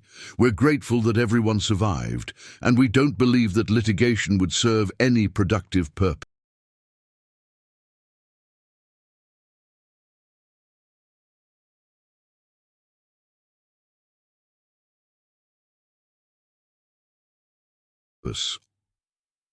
Detective Rodriguez and Dr. Williams also chose not to pursue legal action, citing their respect for Linda Ferguson's heroic actions during the attack and their understanding of the extraordinary circumstances that led to the incident. However, several other passengers filed lawsuits alleging inadequate safety precautions and insufficient warning about bear activity in the area. The media coverage of the incident continued for months, with follow-up stories tracking the passengers' recovery, the investigation's findings, and the policy changes implemented by various agencies. Sarah Mitchell's photographs from inside the bus during the attack were featured in a National Geographic documentary about human-wildlife conflicts in America's national parks. Dr. Thompson used his experience during the incident as the basis for several scientific papers about grizzly bear behavior and human-wildlife interaction protocols. His research, published in the Journal of Wildlife Management and other professional publications, contributed to improved understanding of the factors that can lead to aggressive encounters between large predators and humans. Our experience at Bear Lake provides valuable insights into the decision-making processes of food-stressed grizzly bears and the effectiveness of various defensive strategies, Thompson wrote in his primary research paper about the incident. The bear's methodical approach to breaching the bus demonstrates problem-solving abilities that exceed what we typically observe in wild grizzly populations. Michael Harrison, drawing on his 35 years of Park Service experience, became an advocate for improved wildlife monitoring systems in national parks. He testified before congressional committees and spoke at professional conferences about the need for real-time tracking of large predators in areas with high visitor activity. Technology exists that would allow park managers to know the location of every collared bear, wolf, and mountain lion within their boundaries, Harrison argued in his testimony. The failure to implement these systems represents a preventable risk to public safety and wildlife conservation efforts. Bear 347's fate, following the incident, became a subject of ongoing interest among wildlife researchers and the general public. The massive grizzly was successfully relocated to a remote area of the park, where he was monitored continuously through his new GPS collar. His behavior following the relocation was entirely normal, with no signs of increased aggression or continued interest in human activity. Dr. Chen's ongoing research on Bear 347 revealed that the bear's aggressive behavior during the bus incident was an aberration rather than a fundamental change in his personality. The bear's post-incident behavior has been entirely typical for a male grizzly in his age and size class, Dr. Chen reported 6 months after the attack. He has shown no interest in approaching developed areas or seeking out human contact. The bus incident appears to have been an isolated response to specific environmental conditions rather than a permanent behavioral change. The one-year anniversary of the incident was marked by a reunion of the surviving passengers at a restaurant in Estes Park. 19 of the 22 passengers attended the gathering, which served as both a commemoration of their survival and a celebration of their recovery from the trauma they had shared. Linda Ferguson was invited to attend the anniversary gathering as the guest of honor, her heroic actions during the attack having earned the lasting gratitude of her former passengers. Ferguson had returned to work as a tour bus driver 6 months after the incident, following extensive additional training in wildlife encounter protocols and emergency response procedures. Seeing everyone here tonight, healthy and moving forward with their lives, makes everything we went through worthwhile, Ferguson said during an impromptu speech at the anniversary gathering. I'm proud of how we all worked together during the most terrifying experience of our lives, and I'm grateful that we can be here together to remember and honor what we survived. Dr. Thompson, who had maintained contact with most of his fellow passengers throughout the year, used the anniversary gathering to present the findings of his research into their shared experience. His scientific analysis of the incident had been published in several academic journals and had contributed to improved wildlife management protocols throughout the national park system. Our experience has had a lasting impact on how wildlife managers approach human-bear conflicts, Thompson reported to the group. The protocols developed as a result of our encounter have been implemented in parks across North America, and they've already prevented several similar incidents from occurring. Sarah Mitchell's photographic documentation of the attack had earned her numerous professional awards and had launched her career as one of America's premier wildlife photographers. Her book about the incident, titled Inside the Bear's Den, A Photographer's Journey Through Terror, had become a bestseller and had brought widespread attention to issues of human-wildlife conflict in America's national parks.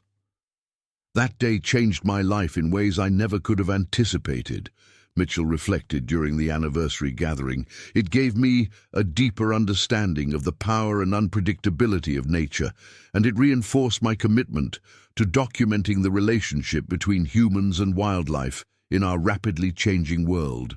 Margaret and Robert Chen had used their experience as motivation to become advocates for wildlife conservation and responsible tourism. They had donated significant funds to research projects studying human-bear interactions, and they had spoken at numerous conferences about the importance of respecting wildlife and understanding the risks inherent in wilderness recreation. We learned that nature doesn't adjust to accommodate our expectations or convenience, Margaret Chen observed. We have to adjust our behavior to coexist safely with the wildlife that shares our national parks. That's not just a matter of personal safety, it's a responsibility we have to future generations who deserve to experience these magnificent creatures in their natural habitat. Alice Henderson, despite her age and the trauma of the incident, had returned to active wildlife photography within 6 months of the attack. Her experience during the bus incident had given her a deeper appreciation for the courage required to document potentially dangerous wildlife, and her subsequent work had gained recognition for its sensitivity and artistic merit. I learned that fear and respect aren't the same thing, Henderson explained. I was terrified during the bear attack, but that fear taught me to have a deeper respect for the power and unpredictability of wild animals. That respect has made me a better photographer and a more responsible participant in wilderness activities.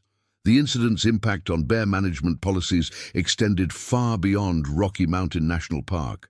Wildlife agencies across North America implemented new protocols for monitoring large predator movements, improved communication systems for sharing wildlife activity information with tour operators, and enhanced training programs for guides working in bear habitat. The technological improvements inspired by the incident included the development of real-time wildlife tracking systems that could provide instant updates on the location of collared animals within park boundaries.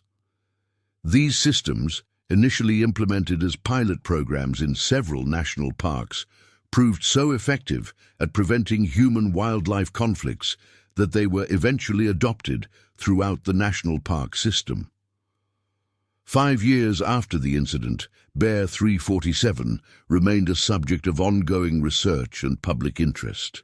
The massive grizzly had lived a completely normal life following his relocation, with no further incidents involving human contact. His GPS collar data had provided researchers with valuable insights into grizzly bear behavior patterns and habitat usage in the Rocky Mountain ecosystem. Dr. Chen's longitudinal study of Bear 347 had contributed to several important scientific publications about grizzly bear psychology and the factors that can lead to aggressive encounters with humans. Her research had helped wildlife managers better predict and prevent similar incidents in other locations. Bear 347 represents a success story for both wildlife management and conservation. Dr. Chen reported in her 5-year follow-up study. The bear's post-incident behavior demonstrates that appropriate intervention can address human-wildlife conflicts without requiring the permanent removal or destruction of the animal involved. This case has become a model for how wildlife agencies can respond to serious incidents while maintaining their commitment to conservation. The long-term psychological impact of the incident on the passengers varied significantly among individuals. Some, like Dr. Thompson and Michael Harrison, had integrated their experience into their professional work and found meaning in their survival. Others required ongoing therapy and support to address the lasting trauma of their encounter with one of nature's most powerful predators. Detective Rodriguez had returned to active duty 6 months after the incident, but her experience during the bear attack had changed her perspective on her law enforcement work. Facing that bear taught me something about courage that I hadn't learned in 15 years of police work, Rodriguez reflected. It's one thing to face a human criminal who might have a weapon. It's something completely different to face 800 pounds of wild predator with nothing but your wits and whatever makeshift weapons you can find. Dr. Williams had incorporated her experience into her medical practice, developing specialized protocols for treating trauma victims and working with emergency responders to improve their understanding of psychological first aid. Her partnership with Rodriguez had been strengthened by their shared experience, and they had become advocates for improved emergency preparedness in wilderness recreation. That day taught us that we're stronger together than we are individually, Williams observed. Janet and I had been partners for 8 years before the incident, but facing that bear together created a bond that goes beyond anything we had experienced in our normal lives. It reinforced our commitment to each other and gave us a deeper appreciation for the courage that ordinary people can display in extraordinary circumstances.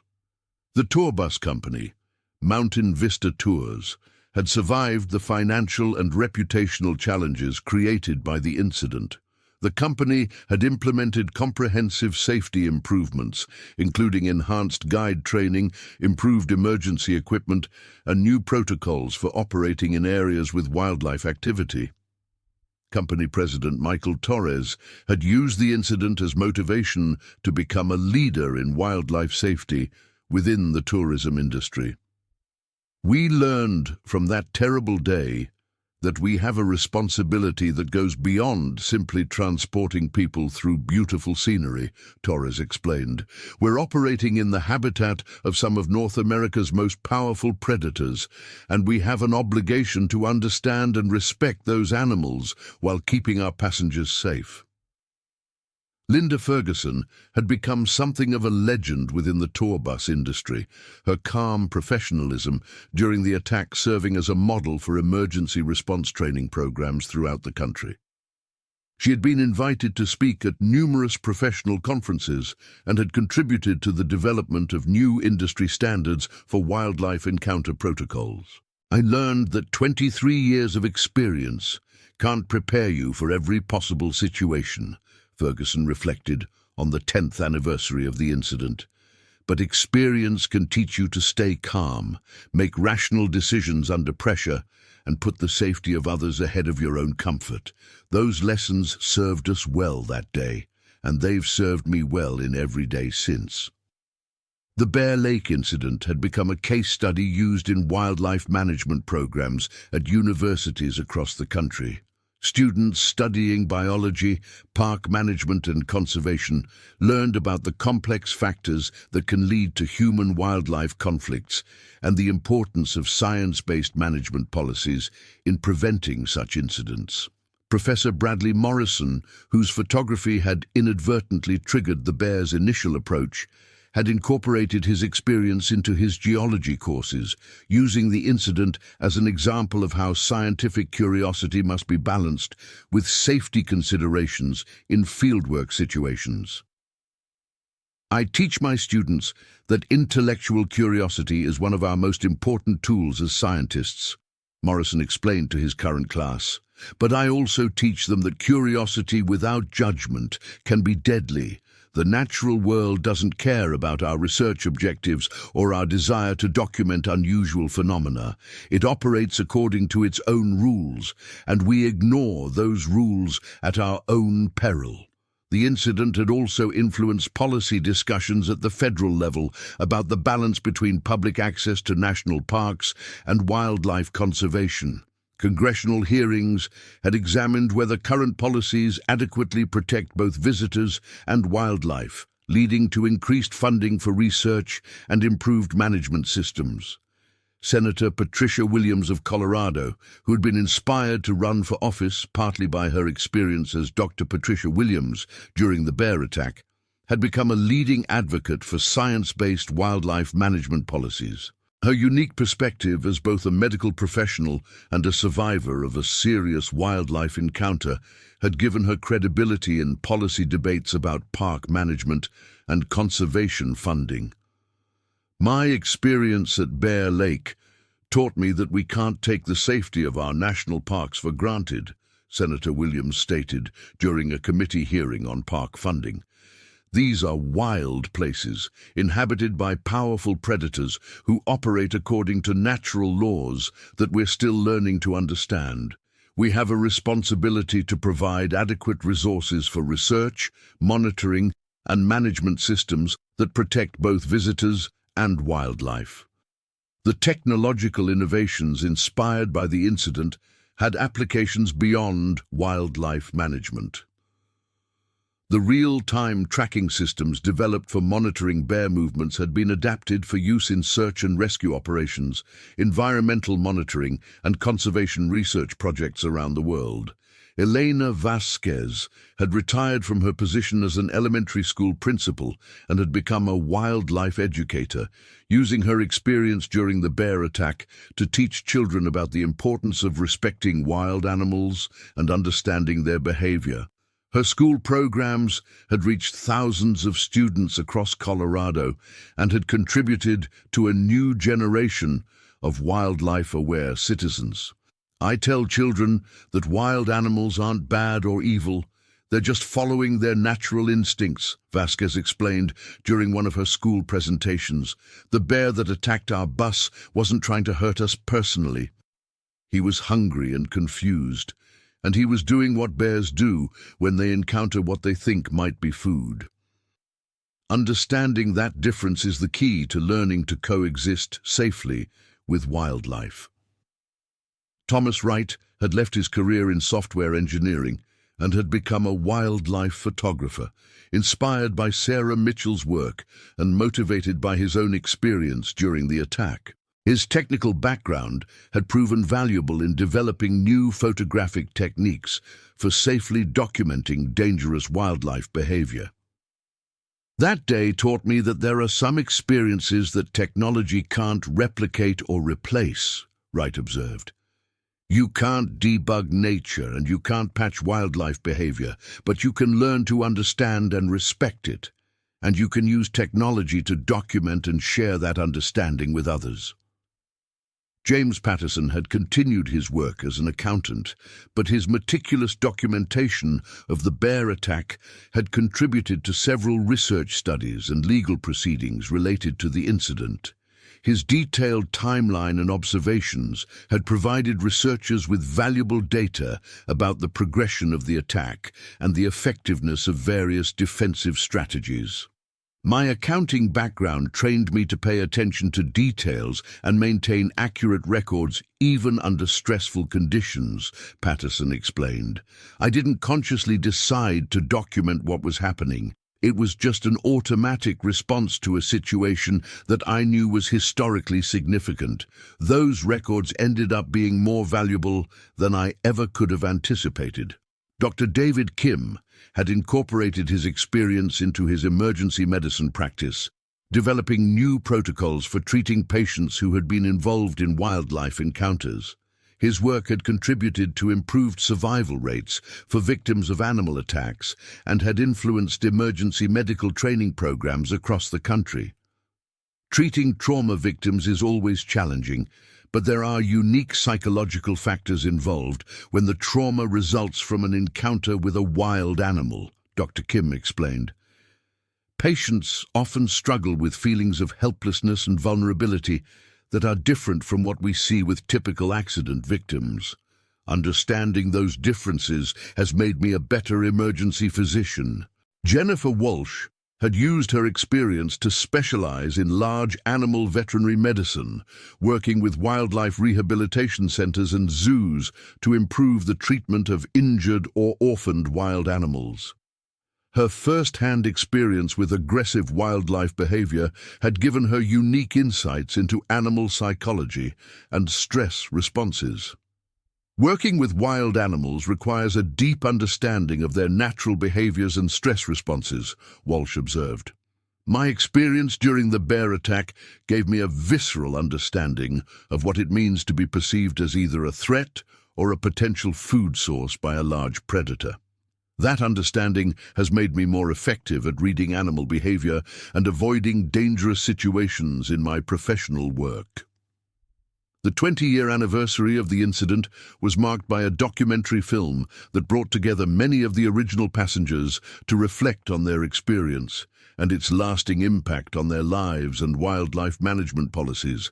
The film, titled Bus 47 20 Years After the Bear, premiered at the Sundance Film Festival and was later broadcast on National Geographic. Sarah Mitchell, who had served as a consultant on the documentary and had provided many of the dramatic photographs used in the film, reflected on how the incident had shaped her understanding of the relationship between humans and wildlife in America's national parks. 20 years ago, we thought we were just tourists going on a photography tour, Mitchell observed during the documentary's premiere. We had no idea that we were about to become part of one of the most significant human-wildlife encounters in the history of our national parks. The experience changed all of our lives, but more importantly, it contributed to changes in policies and procedures that have prevented similar tragedies and protected both visitors and wildlife. Dr. Thompson, now in his 70s, and recognized as one of America's leading experts on grizzly bear behavior, had spent much of his career studying the implications of the Bear Lake incident. His research had contributed to improved understanding of bear psychology and had influenced wildlife management policies throughout North America. The bear we encountered that day taught us more about grizzly behavior and human-wildlife interaction than decades of conventional research, Thompson reflected. Bear 347's methodical approach to breaching our bus demonstrated problem-solving abilities and persistence that challenged many of our assumptions about wildlife intelligence. That bear was a remarkable teacher, even though his lessons came at a terrifying cost. Bear 347 had lived to the exceptional age of 32 before dying of natural causes in 2057, making him one of the oldest grizzly bears ever documented in the wild. His GPS collar had provided researchers with over 30 years of data about grizzly bear behavior, habitat usage, and seasonal movement patterns. His death marked the end of an era in wildlife research and the conclusion of one of the longest continuous studies of a single wild grizzly bear. Dr. Chen, who had monitored Bear 347 for the entire 30-year period following the bus incident, had published numerous scientific papers based on his behavioral data. Her research had contributed to fundamental changes in how wildlife biologists understood grizzly bear intelligence, social behavior, and adaptation to human presence in their habitat. Bear 347 was an exceptional animal who taught us that grizzly bears are far more intelligent and adaptable than we previously understood. Dr. Chen wrote in her final research paper about the bear.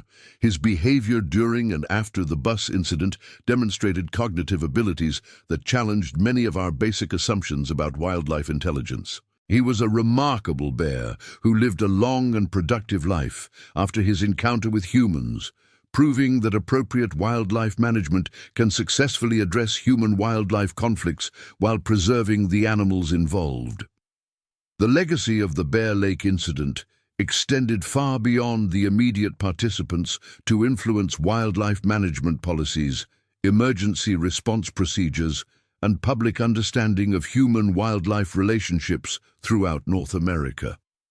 The incident had become a landmark case study that was referenced in scientific literature, policy discussions, and educational programs around the world. Linda Ferguson, who had continued driving tour buses until her retirement in 2067, was recognized as one of the most influential figures in the tourism industry's approach to wildlife safety. Her calm professionalism during the bear attack had become a model for emergency response training, and her subsequent advocacy for improved safety protocols had contributed to significant improvements in visitor protection throughout the national park system. That day in September 2025 changed my life and the lives of everyone who was on Bus 47, Ferguson reflected during her retirement ceremony. We faced something that no one had ever faced before, and we survived because we worked together and refused to give up hope. The lessons we learned that day have made wilderness tourism safer for millions of people who have visited our national parks since then. The 22 passengers who survived the Bear Lake incident had continued to maintain contact with each other throughout their lives, their shared experience creating bonds that endured across decades. Their annual reunions had evolved from trauma recovery sessions into celebrations of survival and friendship, bringing together people from different backgrounds who had been united by one extraordinary day in the wilderness. Margaret and Robert Chen, who had celebrated their 70th wedding anniversary in 2072, credited their experience during the bear attack with strengthening their marriage and deepening their appreciation for each other. Facing death together teaches you what really matters in life, Margaret observed during their anniversary celebration. The 47 years we've had since that day have been a gift that we never take for granted.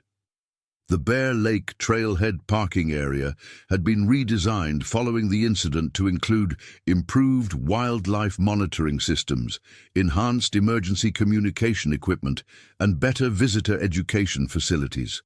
A memorial plaque commemorated the incident and honored the courage of the passengers and the professionalism of the emergency responders who had participated in their rescue.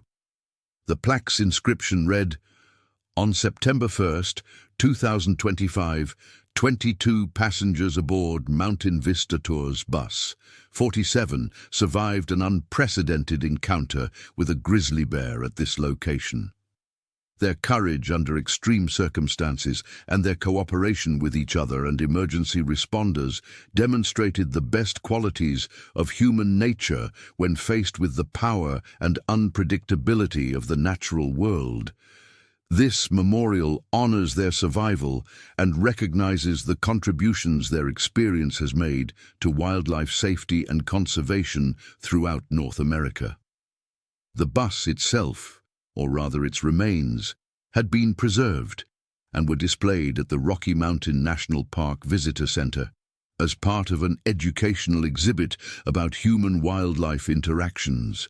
The twisted metal and shattered glass served as a powerful reminder of the incredible strength of North America's largest predator and the importance of respecting wildlife in their natural habitat. Visitors to the exhibit could see Sarah Mitchell's dramatic photographs from inside the bus during the attack, read testimonials from the surviving passengers, and learn about the scientific research and policy changes that had resulted from the incident. The exhibit had become one of the most popular displays in the visitor center, attracting hundreds of thousands of visitors each year. The Bear Lake incident had ultimately contributed to a fundamental shift in how Americans thought about wildlife and wilderness recreation. The dramatic nature of the encounter had captured public attention in a way that routine wildlife management issues never could, leading to increased support for conservation funding and science-based management policies. Dr. Thompson's final research paper, published shortly before his death in 2078, summarized the lasting scientific contributions of the Bear Lake incident, the encounter between Bus 47 and Bear 304.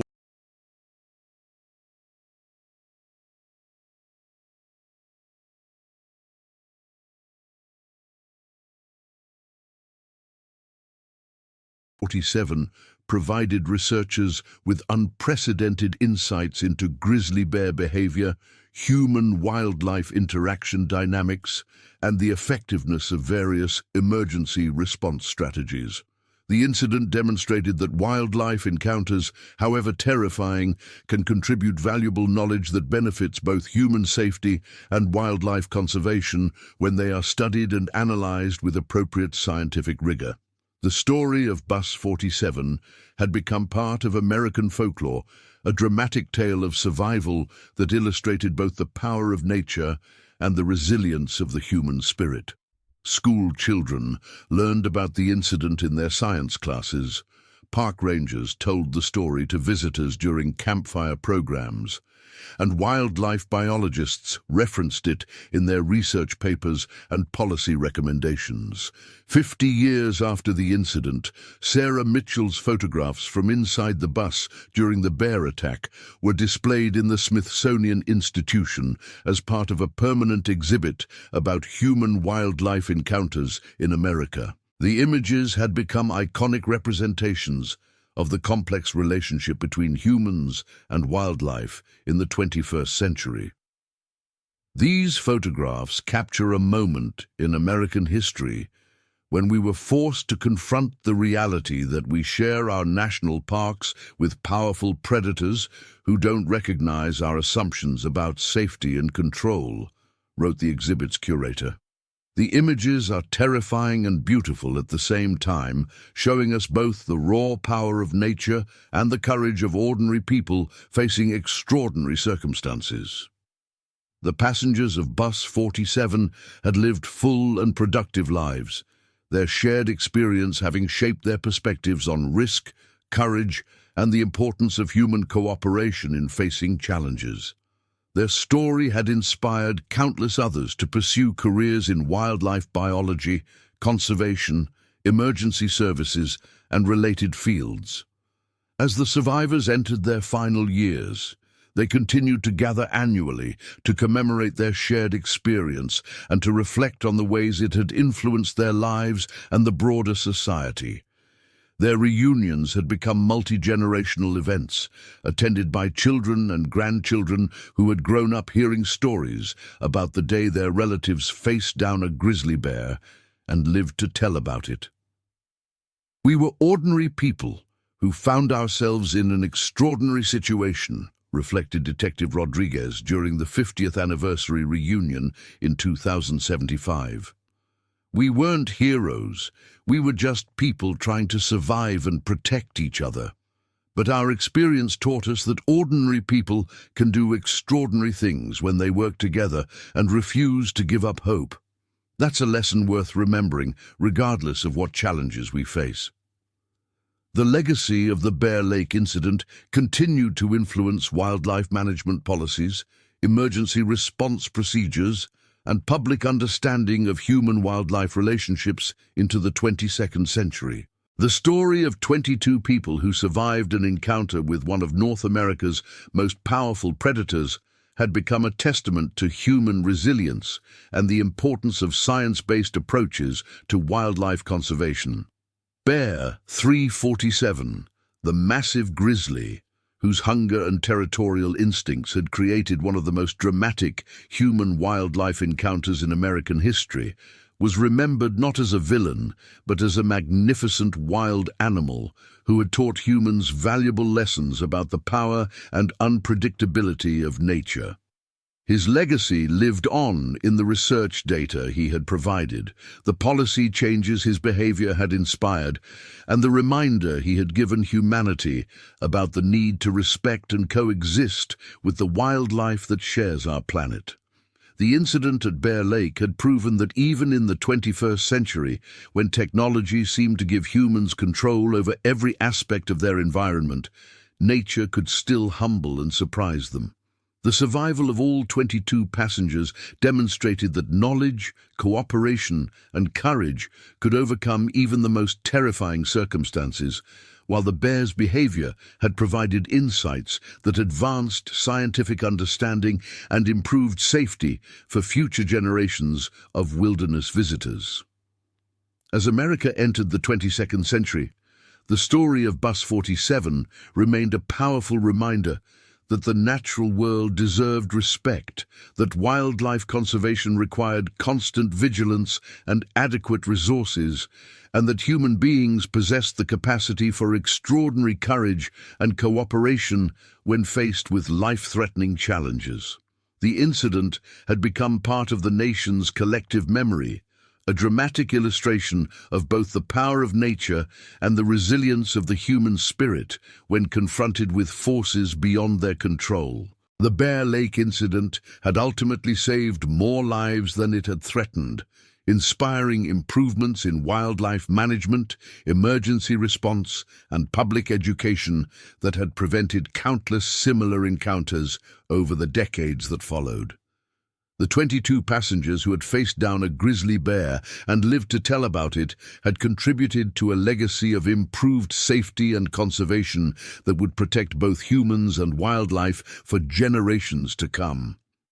Their story remained a testament to the fact that even the most terrifying experiences could contribute to positive change when they were approached with scientific curiosity, human compassion, and a commitment to learning from the past to build a safer future. The passengers of Bus 47 had proven that ordinary people could face extraordinary challenges and emerge not just as survivors, but as contributors to the greater good of society and the natural world they shared, with magnificent creatures like Bear 347. The next stories: Grizzly Bear Mauls. Sheriff and deputy during traffic stop. April 1st, 2025. The Montana wilderness had never felt more alive than it did on the morning of April 1st, 2025, when Sheriff Robert Eugene Lane pulled his weathered Crown Victoria patrol car into the gravel parking area beside Highway 2, just 14 miles northwest of Kalispell. The sun hung low over the Flathead Valley, casting long shadows through the towering ponderosa pines and Douglas firs that lined both sides of the two-lane highway like silent sentinels. At 50 years old, Sheriff Lane had patrolled these roads for over 2 decades.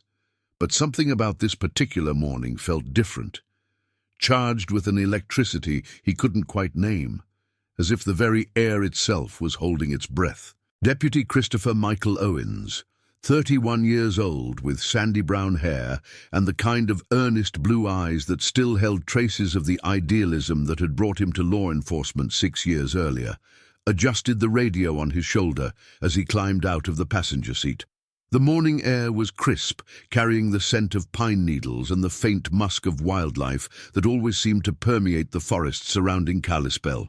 Chris had grown up in these mountains, had learned to track deer before he could properly tie his shoes, and yet even his trained senses couldn't detect the massive predator that was already watching them from the tree line, its dark eyes calculating and patient.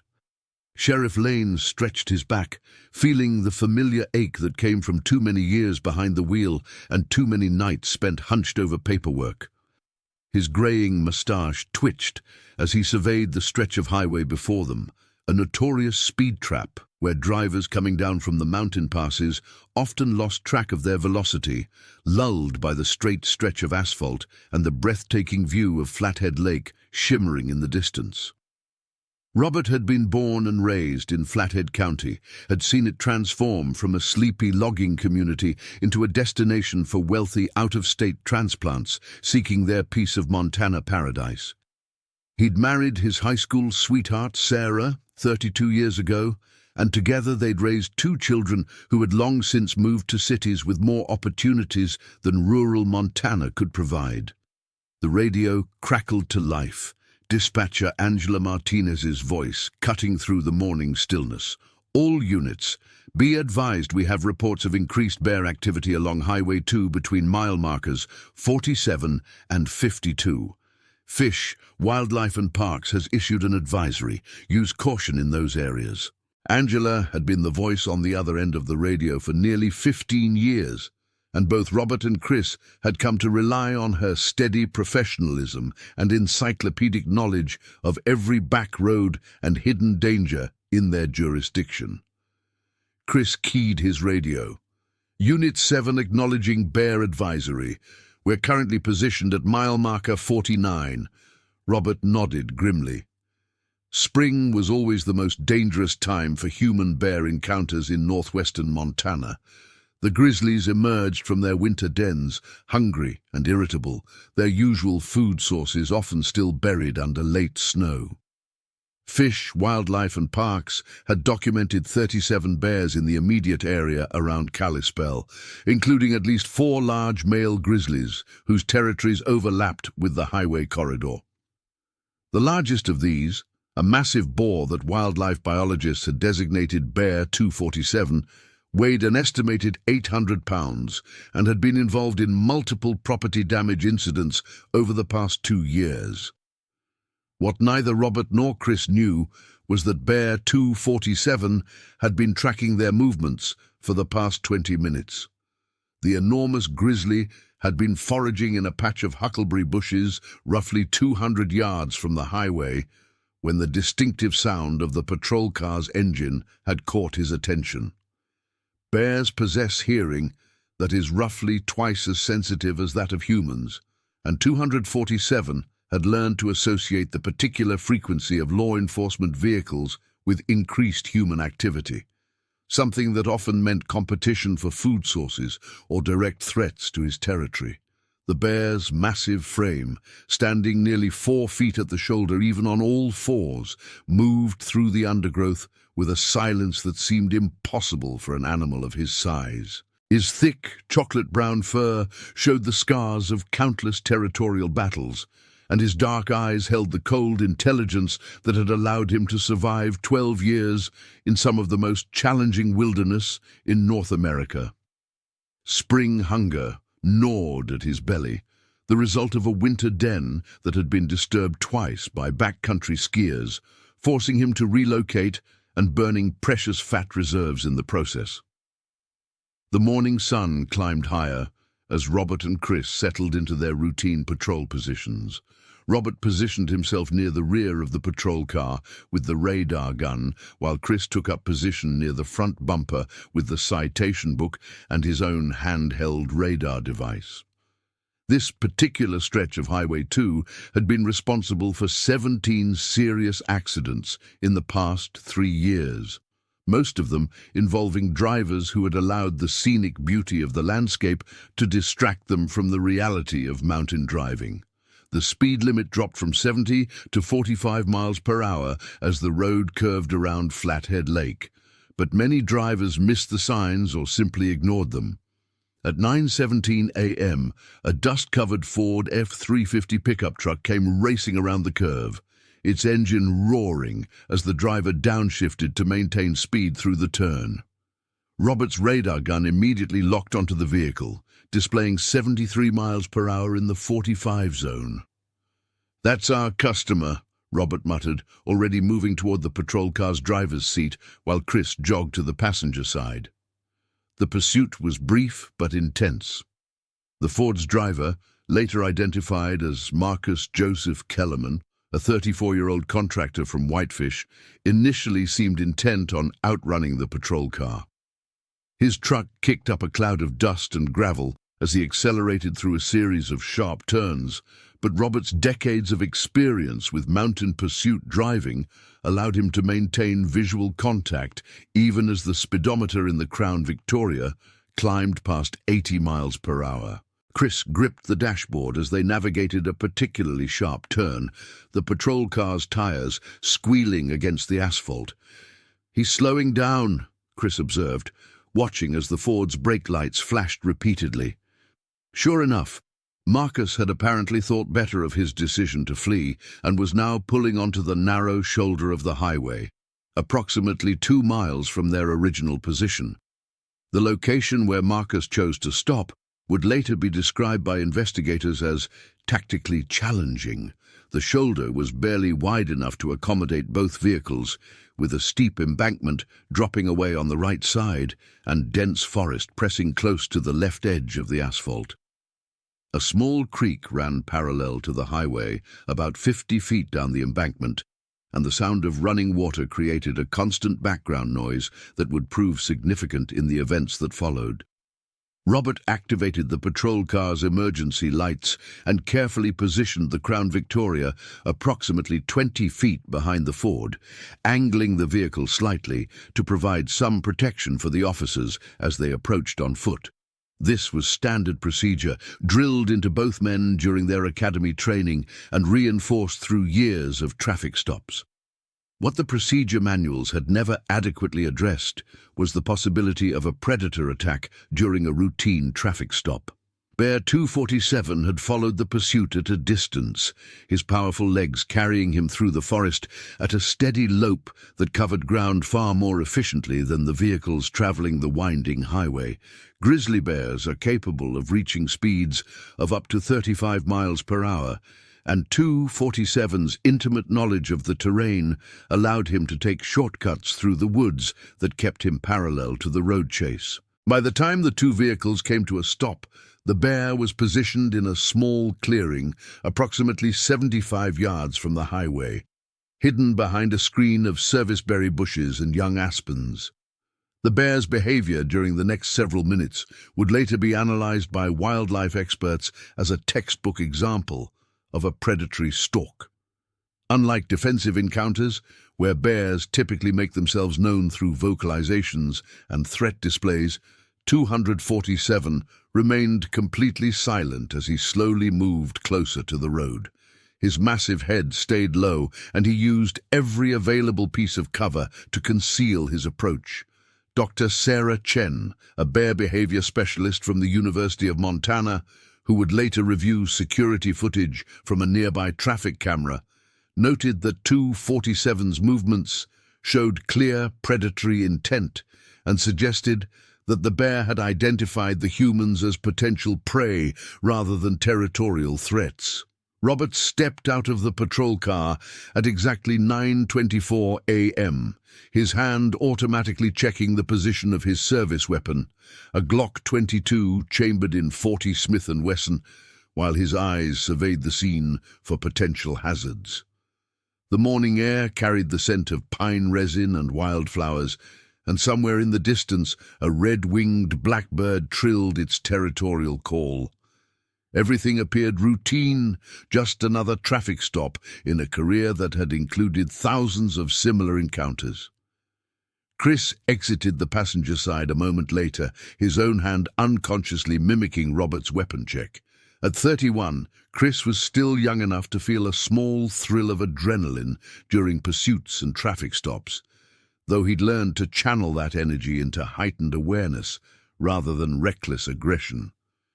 His wife, Jennifer, often teased him about his cop swagger, the subtle change in posture and movement that came over him when he was in uniform. She didn't understand that the swagger was actually a survival mechanism, a way of projecting authority and confidence that could diffuse potentially dangerous situations. The two officers approached the Ford using standard protocol, with Robert taking the primary contact position at the driver's window, while Chris positioned himself slightly behind and to the right, where he could observe both the driver and any passengers while maintaining a clear line of sight to Robert. The truck's windows were tinted, making it difficult to see inside, and both officers noted this detail with the automatic threat assessment that had become second nature. Marcus Kellerman rolled down his window as the officers approached, and the smell of stale cigarettes and construction dust immediately filled the air.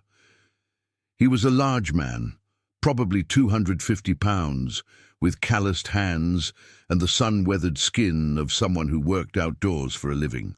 His eyes were bloodshot, and both officers immediately noted the slight tremor in his hands as he fumbled for his wallet. "Good morning, sir," Robert said, his voice carrying the professional courtesy that had served him well throughout his career. "I'm Sheriff Lane, Flathead County. The reason I stopped you today is that I clocked you doing 73 in a 45-mile-per-hour zone. Can I see your driver's license, vehicle registration, and proof of insurance?" Marcus's hands shook more noticeably as he rifled through his wallet. "I'm sorry, officer. I mean, sheriff. I didn't realize how fast I was going. I've got a job site emergency, and I guess I wasn't paying attention to my speed." His voice carried the slight slur that both officers recognized as a sign of either fatigue or substance impairment. Chris stepped closer to the passenger side of the truck, his trained eyes scanning the interior for any signs of weapons or contraband. The truck's cab was cluttered with construction debris, empty energy drink cans, and what appeared to be prescription medication bottles. On the passenger seat lay a smartphone with a cracked screen, still displaying what looked like text messages. It was at this moment 9:26 a.m., according to the timestamp on the patrol car's dashboard camera, that Bear 247 made his final approach. The massive grizzly had worked his way to within 40 feet of the roadway, using a fallen log and a cluster of bear grass to conceal his massive frame. His dark eyes, each the size of a silver dollar, remained fixed on the three humans who were completely unaware of his presence. Dr. Chen's later analysis of the bear's positioning would reveal the sophisticated hunting intelligence that grizzly bears possess. 247 had positioned himself downwind of the humans, ensuring that his scent wouldn't reach them, while simultaneously choosing an approach angle that would allow him to attack from the officer's blind spot. The sound of the running creek below the embankment had also served to mask any small noises the bear might have made during his stalk. Robert was examining Marcus's driver's license when he caught a glimpse of movement in his peripheral vision. His first thought was that it might be a deer or elk emerging from the forest, a common sight along this stretch of highway, but as he turned his head slightly to get a better look, his blood ran cold. What emerged from the tree line wasn't a deer, but rather the largest grizzly bear he had ever seen in 23 years of patrolling Montana's wilderness areas. Bear 247 rose to his hind legs approximately 30 feet from the vehicles, his massive frame towering nearly 8 feet in height. His thick, dark brown fur rippled with muscle, and his enormous head swiveled back and forth as he assessed the scene before him. For a moment that seemed to stretch into eternity, predator and prey simply stared at each other, the morning air thick with tension and the promise of violence. "Chris," Robert said quietly, his voice carefully controlled despite the surge of adrenaline that was already flooding his system. "Don't turn around quickly, but we have a very large grizzly bear behind us." Chris felt every muscle in his body tense at Robert's words. His training kicked in immediately, and he slowly moved his right hand toward his service weapon while keeping his eyes fixed on Marcus, who was still obliviously searching through his glove compartment for his vehicle registration. The irony wasn't lost on Chris that they had stopped Marcus for speeding, only to find themselves in a situation where speed might be the only thing that could save their lives. "How big?" Chris whispered, his lips barely moving. 800 pounds, easy," Robert replied, his own hand now resting on the grip of his Glock. "Maybe more." Bear behavior experts would later debate whether 247's next actions represented calculated predatory behavior or simply territorial aggression triggered by the presence of humans in what he considered his domain. What was undisputable was that the bear dropped back to all fours and began moving toward the officers with deliberate, measured steps that covered ground with terrifying efficiency. Marcus finally looked up from his glove compartment, vehicle registration in hand, and his eyes immediately widened as he took in the expressions on both officers' faces. "What's wrong?" he asked, starting to turn around in his seat. "Stay in your vehicle," Robert commanded, his voice sharp with authority. "Do not get out of the truck." But it was too late.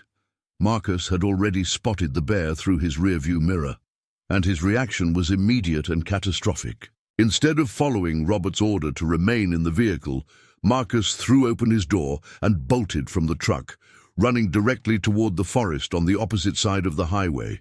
His panicked flight triggered an immediate response from Bear 247, who interpreted the running human as fleeing prey. The bear's charge began at 9:27 a.m. and was captured in horrifying detail by the patrol car's dashboard camera. 247's massive form accelerated from a walking pace to a full sprint in less than 3 seconds, his powerful legs propelling his 800-pound frame across the intervening distance with a speed that defied belief.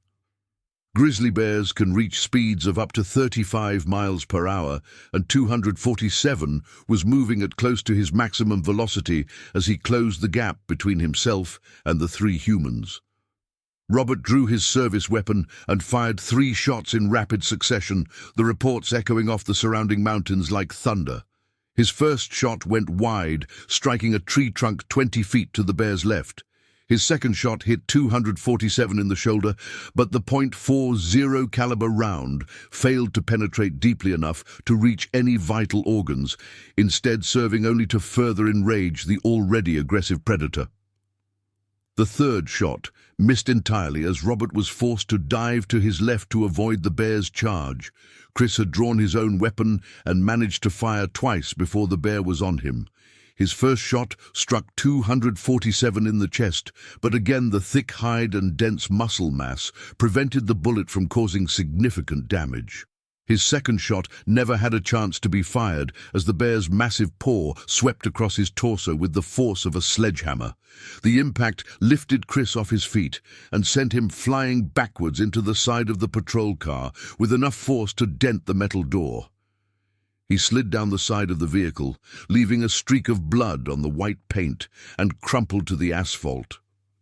His service weapon skittered across the ground, coming to rest in a patch of gravel near the highway's center line. Bear 247 was on top of Chris before the young deputy could even attempt to regain his feet. The bear's massive jaws, capable of exerting over 1,200 pounds of pressure per square inch, clamped down on Chris's head and neck with devastating effect. The sound that followed, a wet, crushing noise that would haunt Robert's nightmares for years to come, was captured by the patrol car's audio recording equipment and would later serve as crucial evidence in the subsequent investigation. Chris Owen's death was instantaneous. Dr. Michael Rodriguez, the forensic pathologist who performed the autopsy, would later determine that the bear's initial bite had severed Chris's spinal cord at the C2 vertebra while simultaneously crushing his skull. There was no suffering, no prolonged agony, just the sudden, violent end of a young life dedicated to protecting others. Robert, meanwhile, had managed to put the patrol car between himself and the bear, but his position was precarious at best. The Crown Victoria provided some cover, but bears are capable of extraordinary feats of strength when motivated, and 247's motivation was now driven by both predatory instinct and the pain from the gunshot wound in his shoulder. The bear released Chris's lifeless body and turned his attention to Robert, his dark eyes reflecting a cold intelligence that seemed almost supernatural in its intensity. The radio in Robert's patrol car crackled to life as dispatcher Angela Martinez attempted to check on their status. "Unit 7, what's your 20? We're getting reports of gunshots in your area."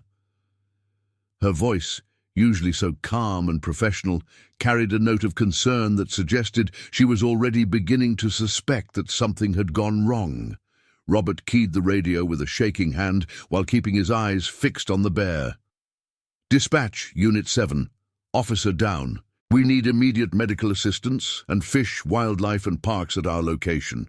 We have a grizzly bear attack in progress." His voice remained steady, despite the adrenaline coursing through his system, a testament to decades of training and experience. "Copy that, Unit 7. Medical and wildlife are en route. What's your exact location?" "Highway 2, mile marker 49, approximately 2 miles north of our last reported position." Robert could see the bear moving around the front of the patrol car, testing different angles of approach. The animal's movements were calculated and patient, suggesting that this was not the first time 247 had hunted human prey. Bear 247's behavior during the next several minutes would be studied extensively by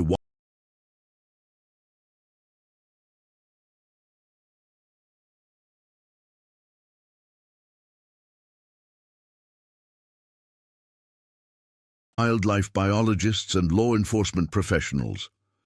Rather than continuing his attack immediately, the bear began what experts would later describe as prey guarding behavior. He positioned himself over Chris's body while keeping his eyes fixed on Robert, occasionally making short charges toward the patrol car before backing away. This behavior suggested that the bear viewed Chris as his kill and was now defending it from potential scavengers, including Robert.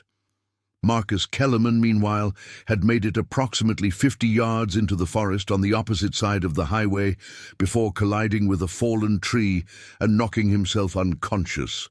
His panicked flight had actually saved his life by removing him from the immediate area of the attack, though he would later be discovered by search and rescue teams with a severe concussion and multiple lacerations from his run through the dense underbrush. The sound of approaching sirens began to echo through the mountains at 9:32 a.m., just 5 minutes after the attack began. The first responding unit was Deputy Sarah Mitchell, a 15-year veteran who had been patrolling a section of Highway 93 when she heard Robert's emergency call. Sarah's response time was remarkably fast, considering the remote location, but even she was not prepared for the scene that greeted her as she rounded the curve in the highway. Deputy Mitchell later described the scene in her official report. "Upon arrival at the scene, I observed Sheriff Lane positioned behind Unit 7, the patrol car, with his service weapon drawn.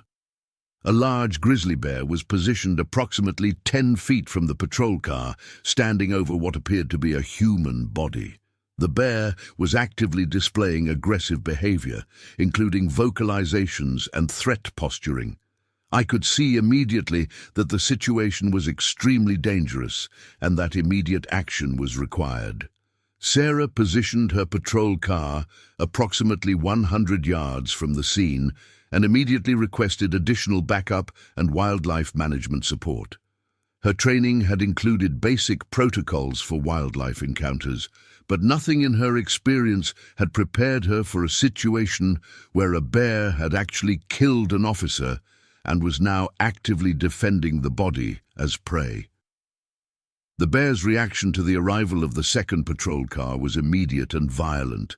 247 charged towards Sarah's position with the same explosive speed he had displayed during his initial attack, covering the distance in a matter of seconds. Sarah drew her service weapon and fired 6 shots, emptying her magazine into the charging bear. Unlike Robert's hasty shots, Sarah's rounds were more accurately placed, striking the bear in the chest and abdomen. But even with multiple gunshot wounds, 247's momentum carried him past Sarah's patrol car and into the forest on the far side of the highway. Dr. Chen's analysis of the bear's behavior during this phase of the encounter would later reveal the remarkable resilience and determination that makes grizzly bears one of North America's most dangerous predators. Despite suffering multiple gunshot wounds from high-powered law enforcement weapons, Bear 247 was still capable of sustained aggressive behavior and high-speed movement. This resilience is due in part to the bear's massive size and fat reserves, which can absorb significant trauma without immediately incapacitating the animal. With the bear temporarily driven off, Sarah was able to approach Robert's position and assess the situation more completely. What she found would be seared into her memory for the rest of her career.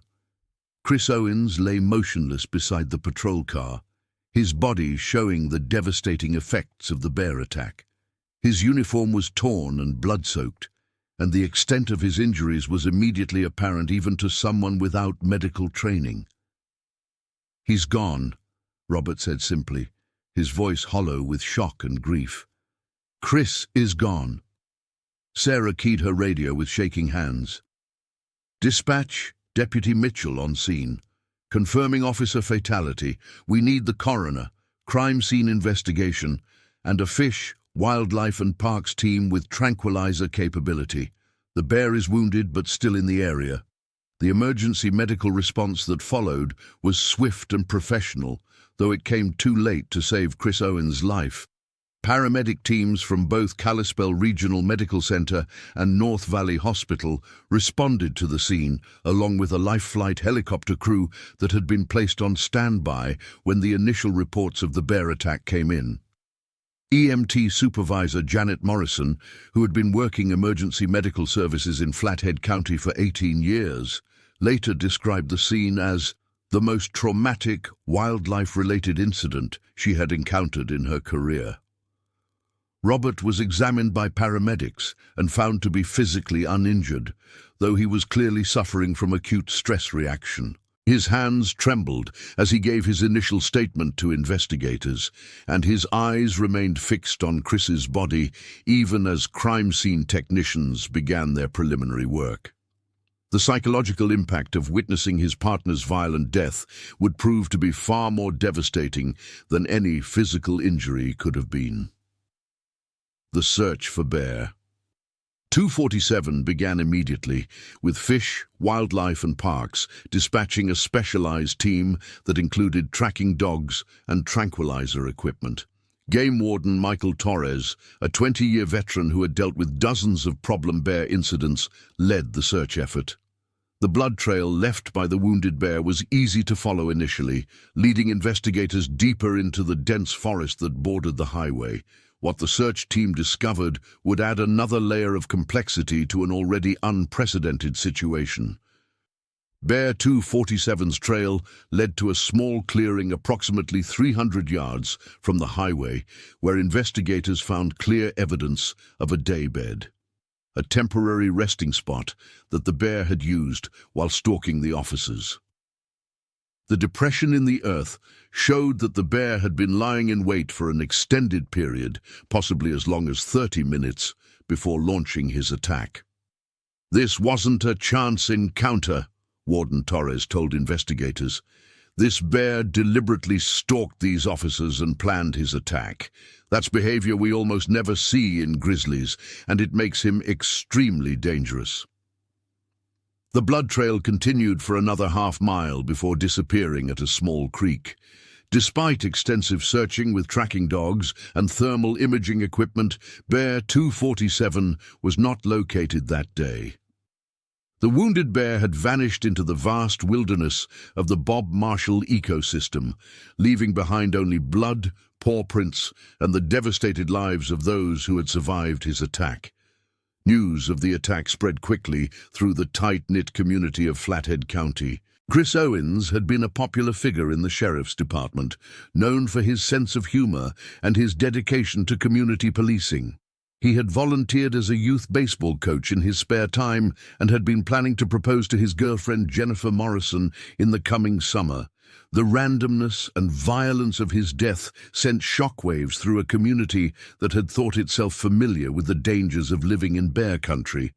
The investigation that followed would be one of the most complex wildlife-related criminal cases in Montana history.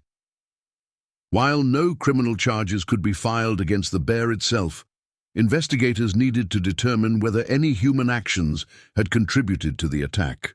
The Montana Department of Fish, Wildlife and Parks launched a parallel investigation into whether proper protocols had been followed and whether the attack could have been prevented. Security footage from a traffic camera located approximately 1 mile from the attack site provided crucial evidence about the events leading up to the encounter. The footage showed Bear 247 moving parallel to the highway for several minutes before the officers arrived, suggesting that the bear had been in the area for an extended period rather than simply wandering across their path by chance. Dr. Sarah Chen, the University of Montana bear behavior specialist, was brought in to analyze the available evidence and provide expert testimony about the bear's actions. Her preliminary findings were disturbing.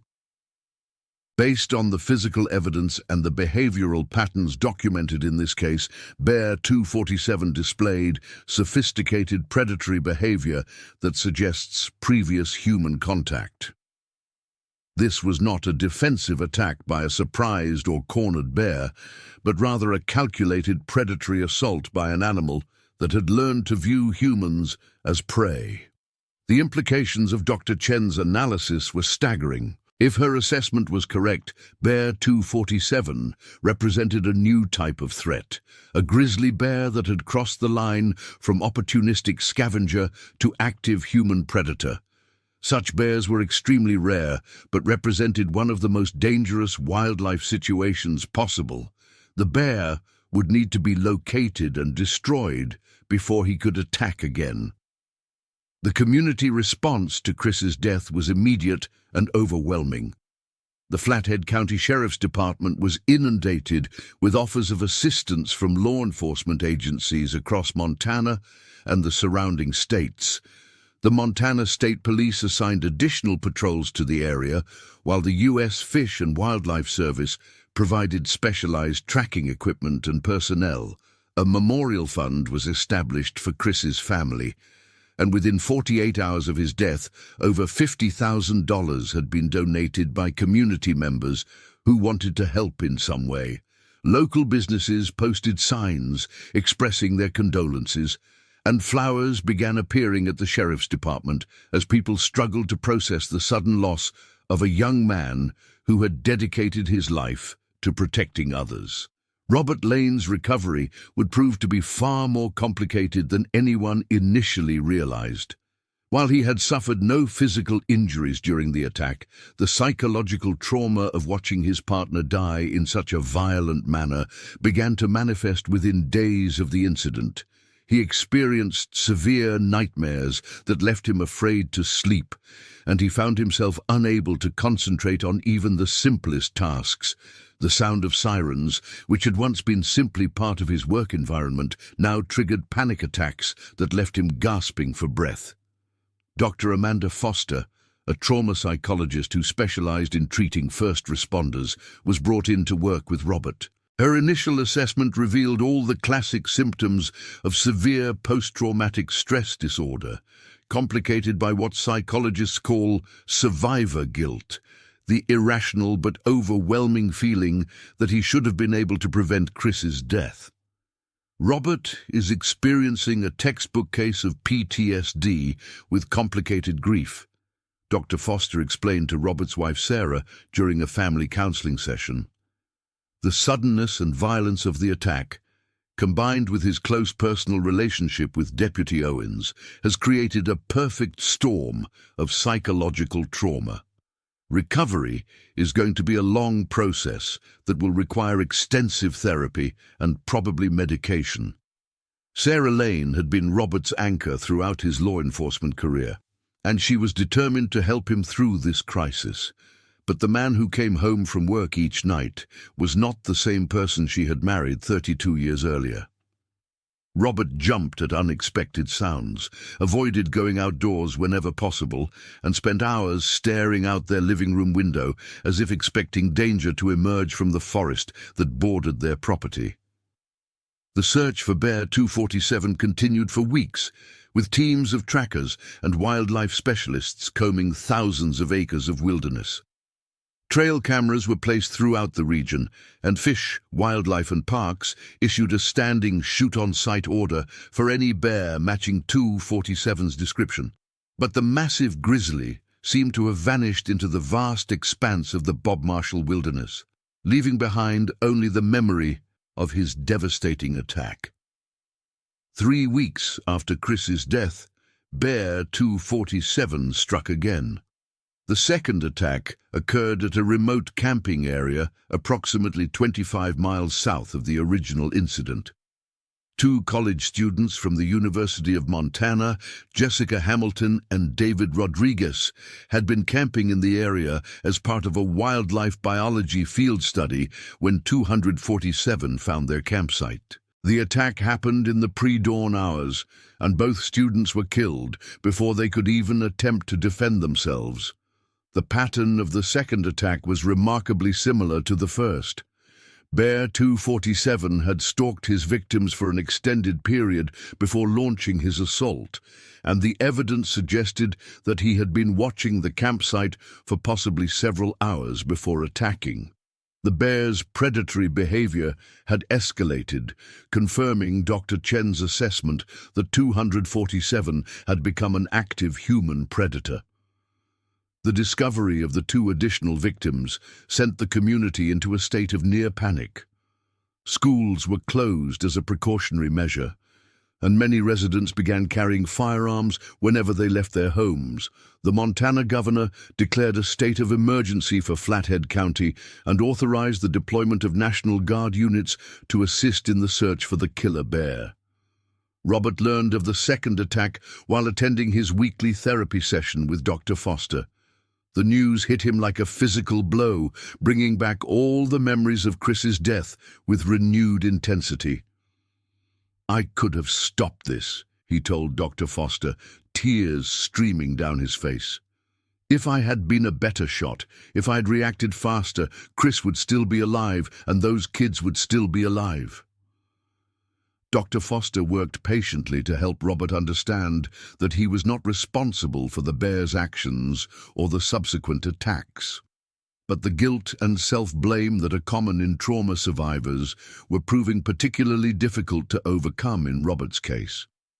His sleep became even more disrupted, and he began experiencing flashbacks so vivid that he sometimes lost awareness of his present surroundings entirely. The massive search effort finally paid off when a trail camera captured clear images of Bear 247 near a remote creek, approximately 30 miles from the original attack site. The photographs showed the bear's distinctive scars and confirmed that he was still in the area despite the intensive search efforts. More importantly, the images showed that the bear appeared to be healthy and mobile, despite the gunshot wounds he had suffered during the first attack. A specialized hunting team led by professional guide and wildlife control expert Marcus Thompson was assembled to track and eliminate Bear 247. Thompson had over 20 years of experience dealing with problem bears and had been involved in the removal of several dangerous grizzlies throughout the Rocky Mountain region. His team included experienced trackers, medical personnel, and additional armed backup in case the operation went wrong. "This bear has learned that humans are easy prey," Thompson explained to the assembled team during their mission briefing. "He's not going to run when he sees us coming. He's going to fight, and he's going to be extremely dangerous. Our job is to locate him quickly and take him down before he has a chance to attack again." The final confrontation with Bear 247 occurred on a cold morning in early May, nearly 5 weeks after Chris Owens' death. Thompson's team had been tracking the bear for 3 days, following a trail of paw prints and scat through some of the most rugged terrain in the region. The bear had led them on a circuitous route through dense forest and steep ravines, almost as if he was aware that he was being hunted. The end came suddenly and violently. Bear 247 was discovered in a small clearing near a natural spring, and he charged the hunting team as soon as he detected their presence. Thompson and 2 other team members fired simultaneously with high-powered rifles, and the massive bear was finally brought down after suffering multiple fatal wounds. Even in death, Bear 247 was an imposing sight, his massive frame measuring over 8 feet from nose to tail and weighing an estimated 850 pounds. The necropsy performed on Bear 247's body revealed several significant findings that helped explain his unusual behavior. The bear's stomach contents included human hair and fabric, confirming that he had indeed been feeding on his human victims.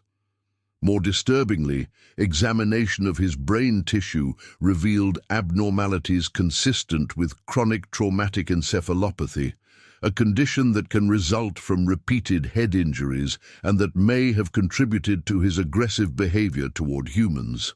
Dr. Chen's final report on the incident concluded that Bear 247 represented an extremely rare case of a grizzly bear that had developed into a true human predator. "In my 30 years of studying bear behavior," she wrote, "I have never encountered a case quite like this one."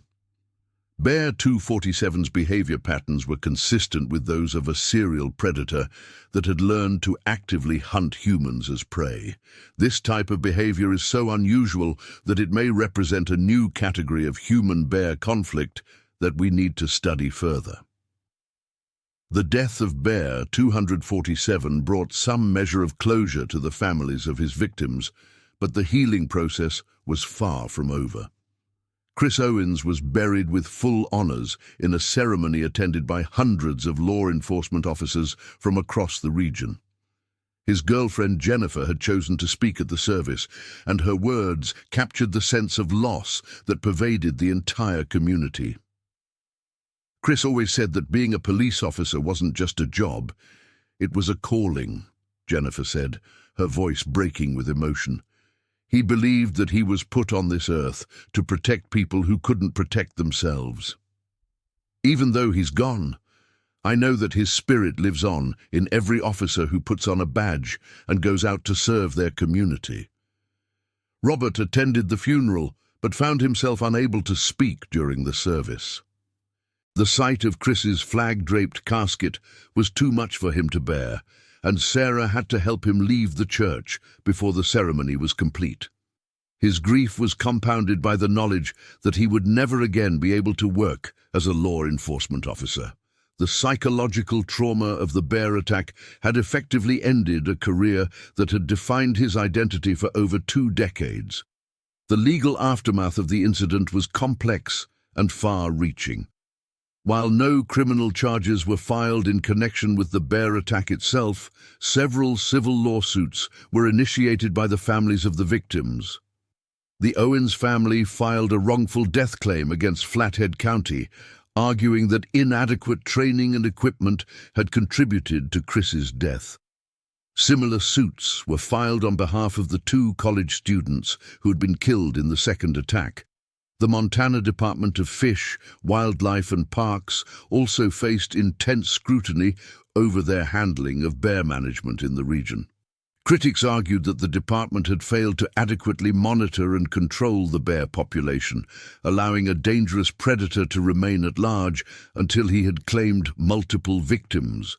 The department ultimately agreed to implement enhanced monitoring and response protocols for dealing with problem bears. Robert's recovery continued to be slow and difficult. More than 6 months after the attack, he was still unable to work and spent most of his days at home, struggling with depression and anxiety. Dr. Foster had prescribed a combination of antidepressant medication and intensive therapy, but progress was minimal. The hypervigilance and paranoia that are common symptoms of PTSD made it impossible for Robert to feel safe in his own home, let alone consider returning to law enforcement work. The hardest part, Robert told Dr. Foster during one of their sessions, is knowing that Chris trusted me to protect him. He was like a son to me, and I failed him when he needed me most. I keep thinking about all the things I could have done differently, all the ways I could have saved his life. Sarah Lane struggled with her own form of trauma as she watched her husband deteriorate psychologically. The man she had married had been confident and decisive, someone who took charge of difficult situations and protected others from danger. The person he had become was fearful and withdrawn, jumping at shadows and unable to make even simple decisions without extensive deliberation. "I feel like I lost my husband on that highway too," Sarah confided to her sister during one of their weekly phone calls. Robert's body came home, but his spirit stayed out there with Chris. "I don't know if he'll ever be the same person again." The community of Kalispell gradually began to return to some semblance of normalcy as the immediate threat of Bear 247 was eliminated. Schools reopened and people slowly began venturing back into the wilderness areas that had been closed during the massive search effort. But the psychological impact of the attacks would linger for years, changing the way residents thought about their relationship with the natural world that surrounded them. The Montana legislature passed new funding for enhanced bear management programs in response to the attacks, and several new positions were created within Fish, Wildlife and Parks to focus specifically on human-bear conflict resolution. Trail cameras were installed throughout the region, and a new early warning system was implemented to alert authorities to the presence of potentially dangerous wildlife near populated areas. Dr. Chen was awarded a research grant to study the factors that might contribute to predatory behavior in grizzly bears, with the goal of preventing future incidents like the Bear 247 attacks. Her preliminary research suggested that habitat loss, climate change, and increasing human development in traditional bear territory might be creating conditions that force bears to seek alternative food sources, including humans. 1 year after the attack, a memorial was erected at the site where Chris Owens had died. The simple granite monument bore Chris's name, badge number, and the inscription, "He gave his life in service to others." The memorial service was attended by hundreds of people, including law enforcement officers from across the state and federal wildlife officials who had participated in the search for Bear 247. Robert attended the memorial service, but found it difficult to remain at the site for very long. The sound of traffic on the nearby highway triggered flashbacks so severe that Sarah had to drive him home before the ceremony was complete. His therapist had warned him that visiting the site might be traumatic, but Robert had felt compelled to honor his fallen partner's memory. "I owe it to Chris to be here," Robert had told Sarah on the drive to the memorial site. "He would have done the same for me." The investigation into the Bear 247 attacks was officially closed 18 months after the incidents, with investigators concluding that the attacks represented an extremely unusual case of predatory behavior that could not have been predicted or prevented.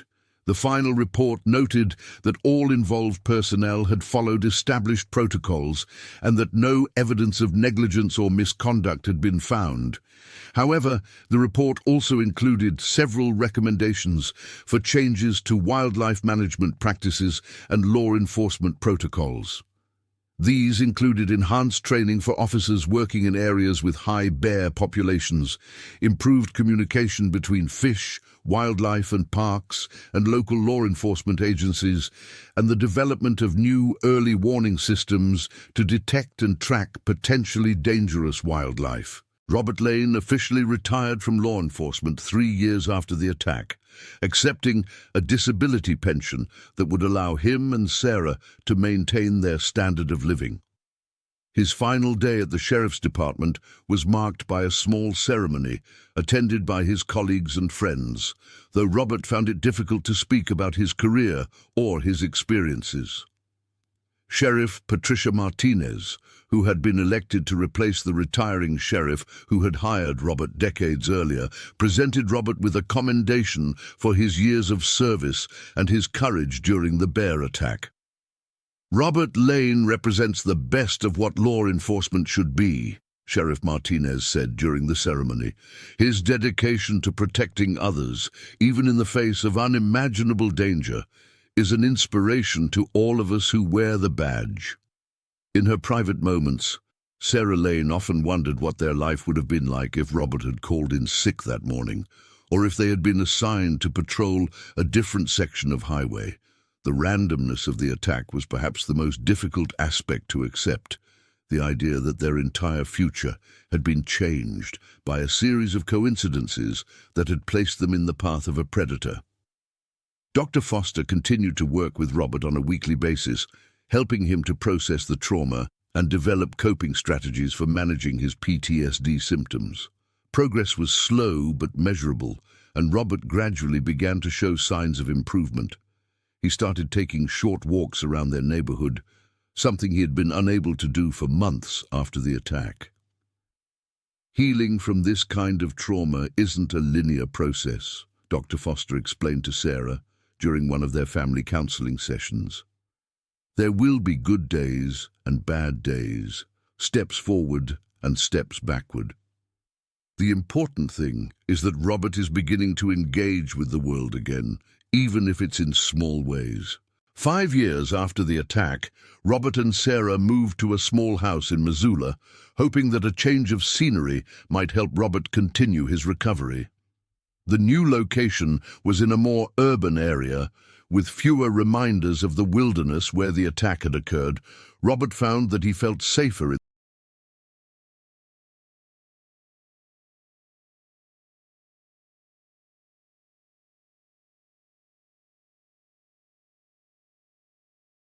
the city environment, though he still struggled with crowds and unexpected noises. Chris Owen's memory was preserved in several ways throughout Flathead County. The annual law enforcement memorial service always included a specific recognition of his sacrifice, and a scholarship fund was established in his name to help young people pursue careers in law enforcement. Jennifer Morrison, who eventually married and started a family, made sure that her children knew about the brave police officer who had given his life protecting others. The Bear 247 attacks became a case study that was taught at law enforcement academies and wildlife management programs throughout the country. The incident highlighted the unique challenges faced by officers working in areas where human development intersected with large predator habitat, and it led to changes in training protocols and equipment standards. Dr. Chen's research into predatory behavior in grizzly bears continued for several years after the attacks, ultimately contributing to a better understanding of the factors that can lead to dangerous human-wildlife conflicts. Her work helped develop new strategies for managing bear populations in areas with significant human activity, potentially preventing future tragedies. The wilderness area where Bear 247 had lived and hunted was eventually designated as a special management zone, with enhanced monitoring and restricted public access during certain seasons. The designation served as both a practical safety measure and a memorial to those who had lost their lives in the attacks. On quiet evenings at their home in Missoula, Robert and Sarah would sometimes talk about their life before the attack, remembering happier times when Robert's biggest worry had been whether he would have enough years of service to qualify for full retirement benefits. They avoided discussing the details of the attack itself, but the shadow of that April morning was always present in their conversations. "Do you ever think about what Chris would be doing now if he had lived?" Sarah asked one evening as they sat on their front porch watching the sunset. Robert was quiet for a long moment before responding. "Every day," he said finally. "He would probably be married to Jennifer by now, maybe have a couple of kids. He always talked about wanting to make sergeant someday, maybe even run for sheriff when he got older. He had so many plans, so much life ahead of him." The grief and regret in Robert's voice were still evident, even years after the attack. The survivor's guilt that had plagued him from the beginning had never fully resolved, despite extensive therapy and the passage of time. Dr. Foster had warned that this might be a lifelong struggle, something that Robert would need to manage rather than overcome completely. As the 10th anniversary of the attack approached, Robert found himself thinking more frequently about that April morning and the split-second decisions that had changed so many lives. He had testified in several civil lawsuits related to the incident, reliving the details of the attack over and over again for attorneys and insurance investigators.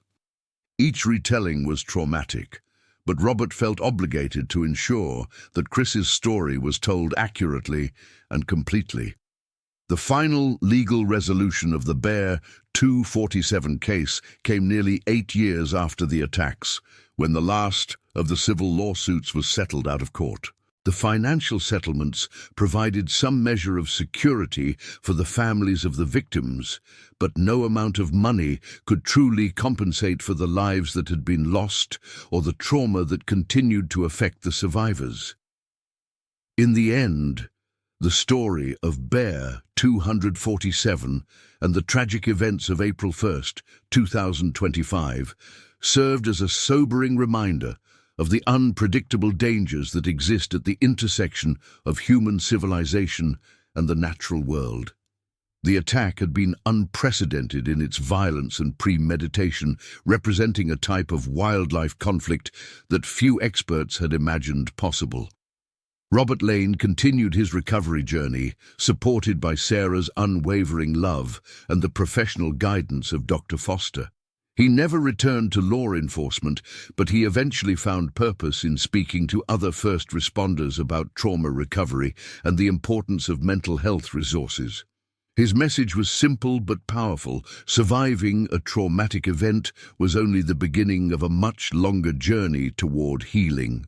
The wilderness of Montana continued to be home to hundreds of grizzly bears, most of which lived their entire lives without any significant contact with humans. Bear 247 had been an aberration, a predator whose behavior was so unusual that it defied the normal patterns of human-wildlife interaction.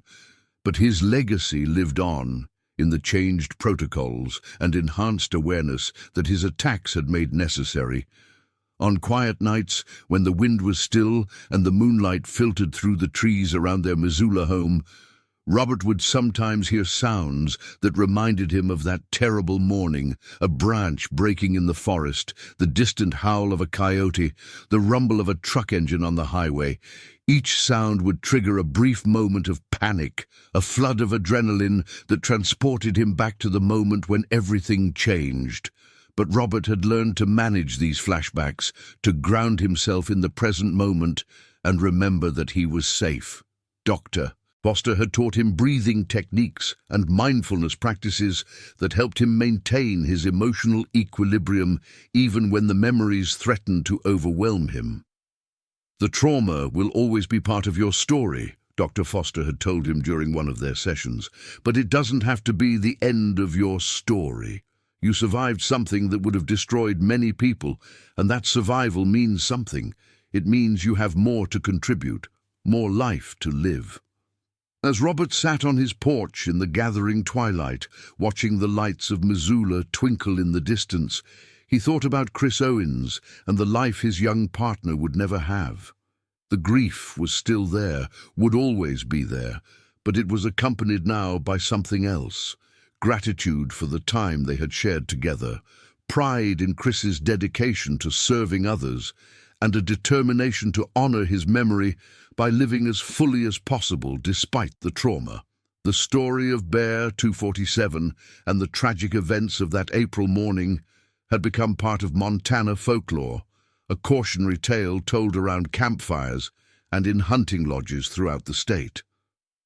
But for Robert Lane and the other survivors, it was much more than a story. It was a defining moment that had changed the trajectory of their lives forever.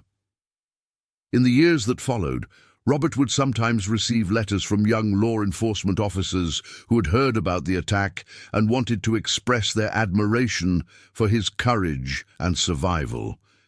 These letters always moved him deeply, reminding him that his experience, however tragic, had meaning for others who face similar dangers in their daily work. "Your story helped me understand the risks we face every day," one young deputy had written. "It made me realize how important it is to tell my family I love them before I leave for work each day, because we never know what's waiting for us out there." These letters gave Robert a sense of purpose that had been missing from his life since his retirement from law enforcement. He began to speak more frequently at law enforcement academies and training conferences, sharing his story and the lessons he had learned about trauma recovery. His message resonated with officers who understood the unique stresses and dangers of their profession. Sarah watched her husband's gradual transformation with a mixture of pride and relief. The man who had come home from that highway so broken and afraid was slowly finding his way back to a life of meaning and purpose. He would never be exactly the same person he had been before the attack, but he was becoming someone new, someone who had survived the unthinkable and found a way to use that survival to help others. As the seasons passed and the anniversary of the attack came and went each year, Robert's nightmares became less frequent and less intense. The hypervigilance that had once made it impossible for him to relax gradually gave way to a more manageable level of awareness. He learned to distinguish between real threats and the phantom dangers that his traumatized mind had created. The Bear 247 case file remained in the archives of the Flathead County Sheriff's Department, a thick folder of reports, photographs, and witness statements that documented one of the most unusual wildlife attacks in Montana history. Young deputies who were assigned to review cold cases would sometimes come across the file and read Robert's account of that terrible morning, gaining a new appreciation for the dangers that could lurk just beyond the edge of civilization.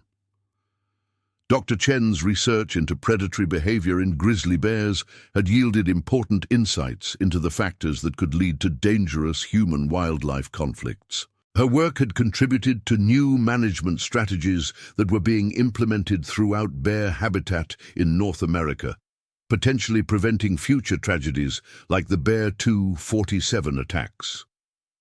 The memorial to Chris Owens at the attack site had become a place of pilgrimage for law enforcement officers from throughout the region. Many would stop during their patrols to pay their respects to a fellow officer who had made the ultimate sacrifice in the line of duty. Fresh flowers appeared at the memorial regularly, placed there by people who had never known Chris personally, but who understood the significance of his sacrifice. Jennifer Morrison had eventually remarried and started a family, but she made sure that her children learned about the brave police officer who had loved their mother and died protecting others. Chris's memory lived on through her stories and through the scholarship fund that continued to help young people pursue careers in law enforcement. As Robert entered his 70th year, he found himself reflecting more frequently on the lessons he had learned from his encounter with Bear 247. The attack had taught him about the fragility of life and the importance of cherishing each day. It had also shown him the remarkable resilience of the human spirit and the power of love and support to help heal even the deepest wounds. "I wouldn't wish what happened to us on anyone," Robert told a group of rookie deputies during one of his training presentations.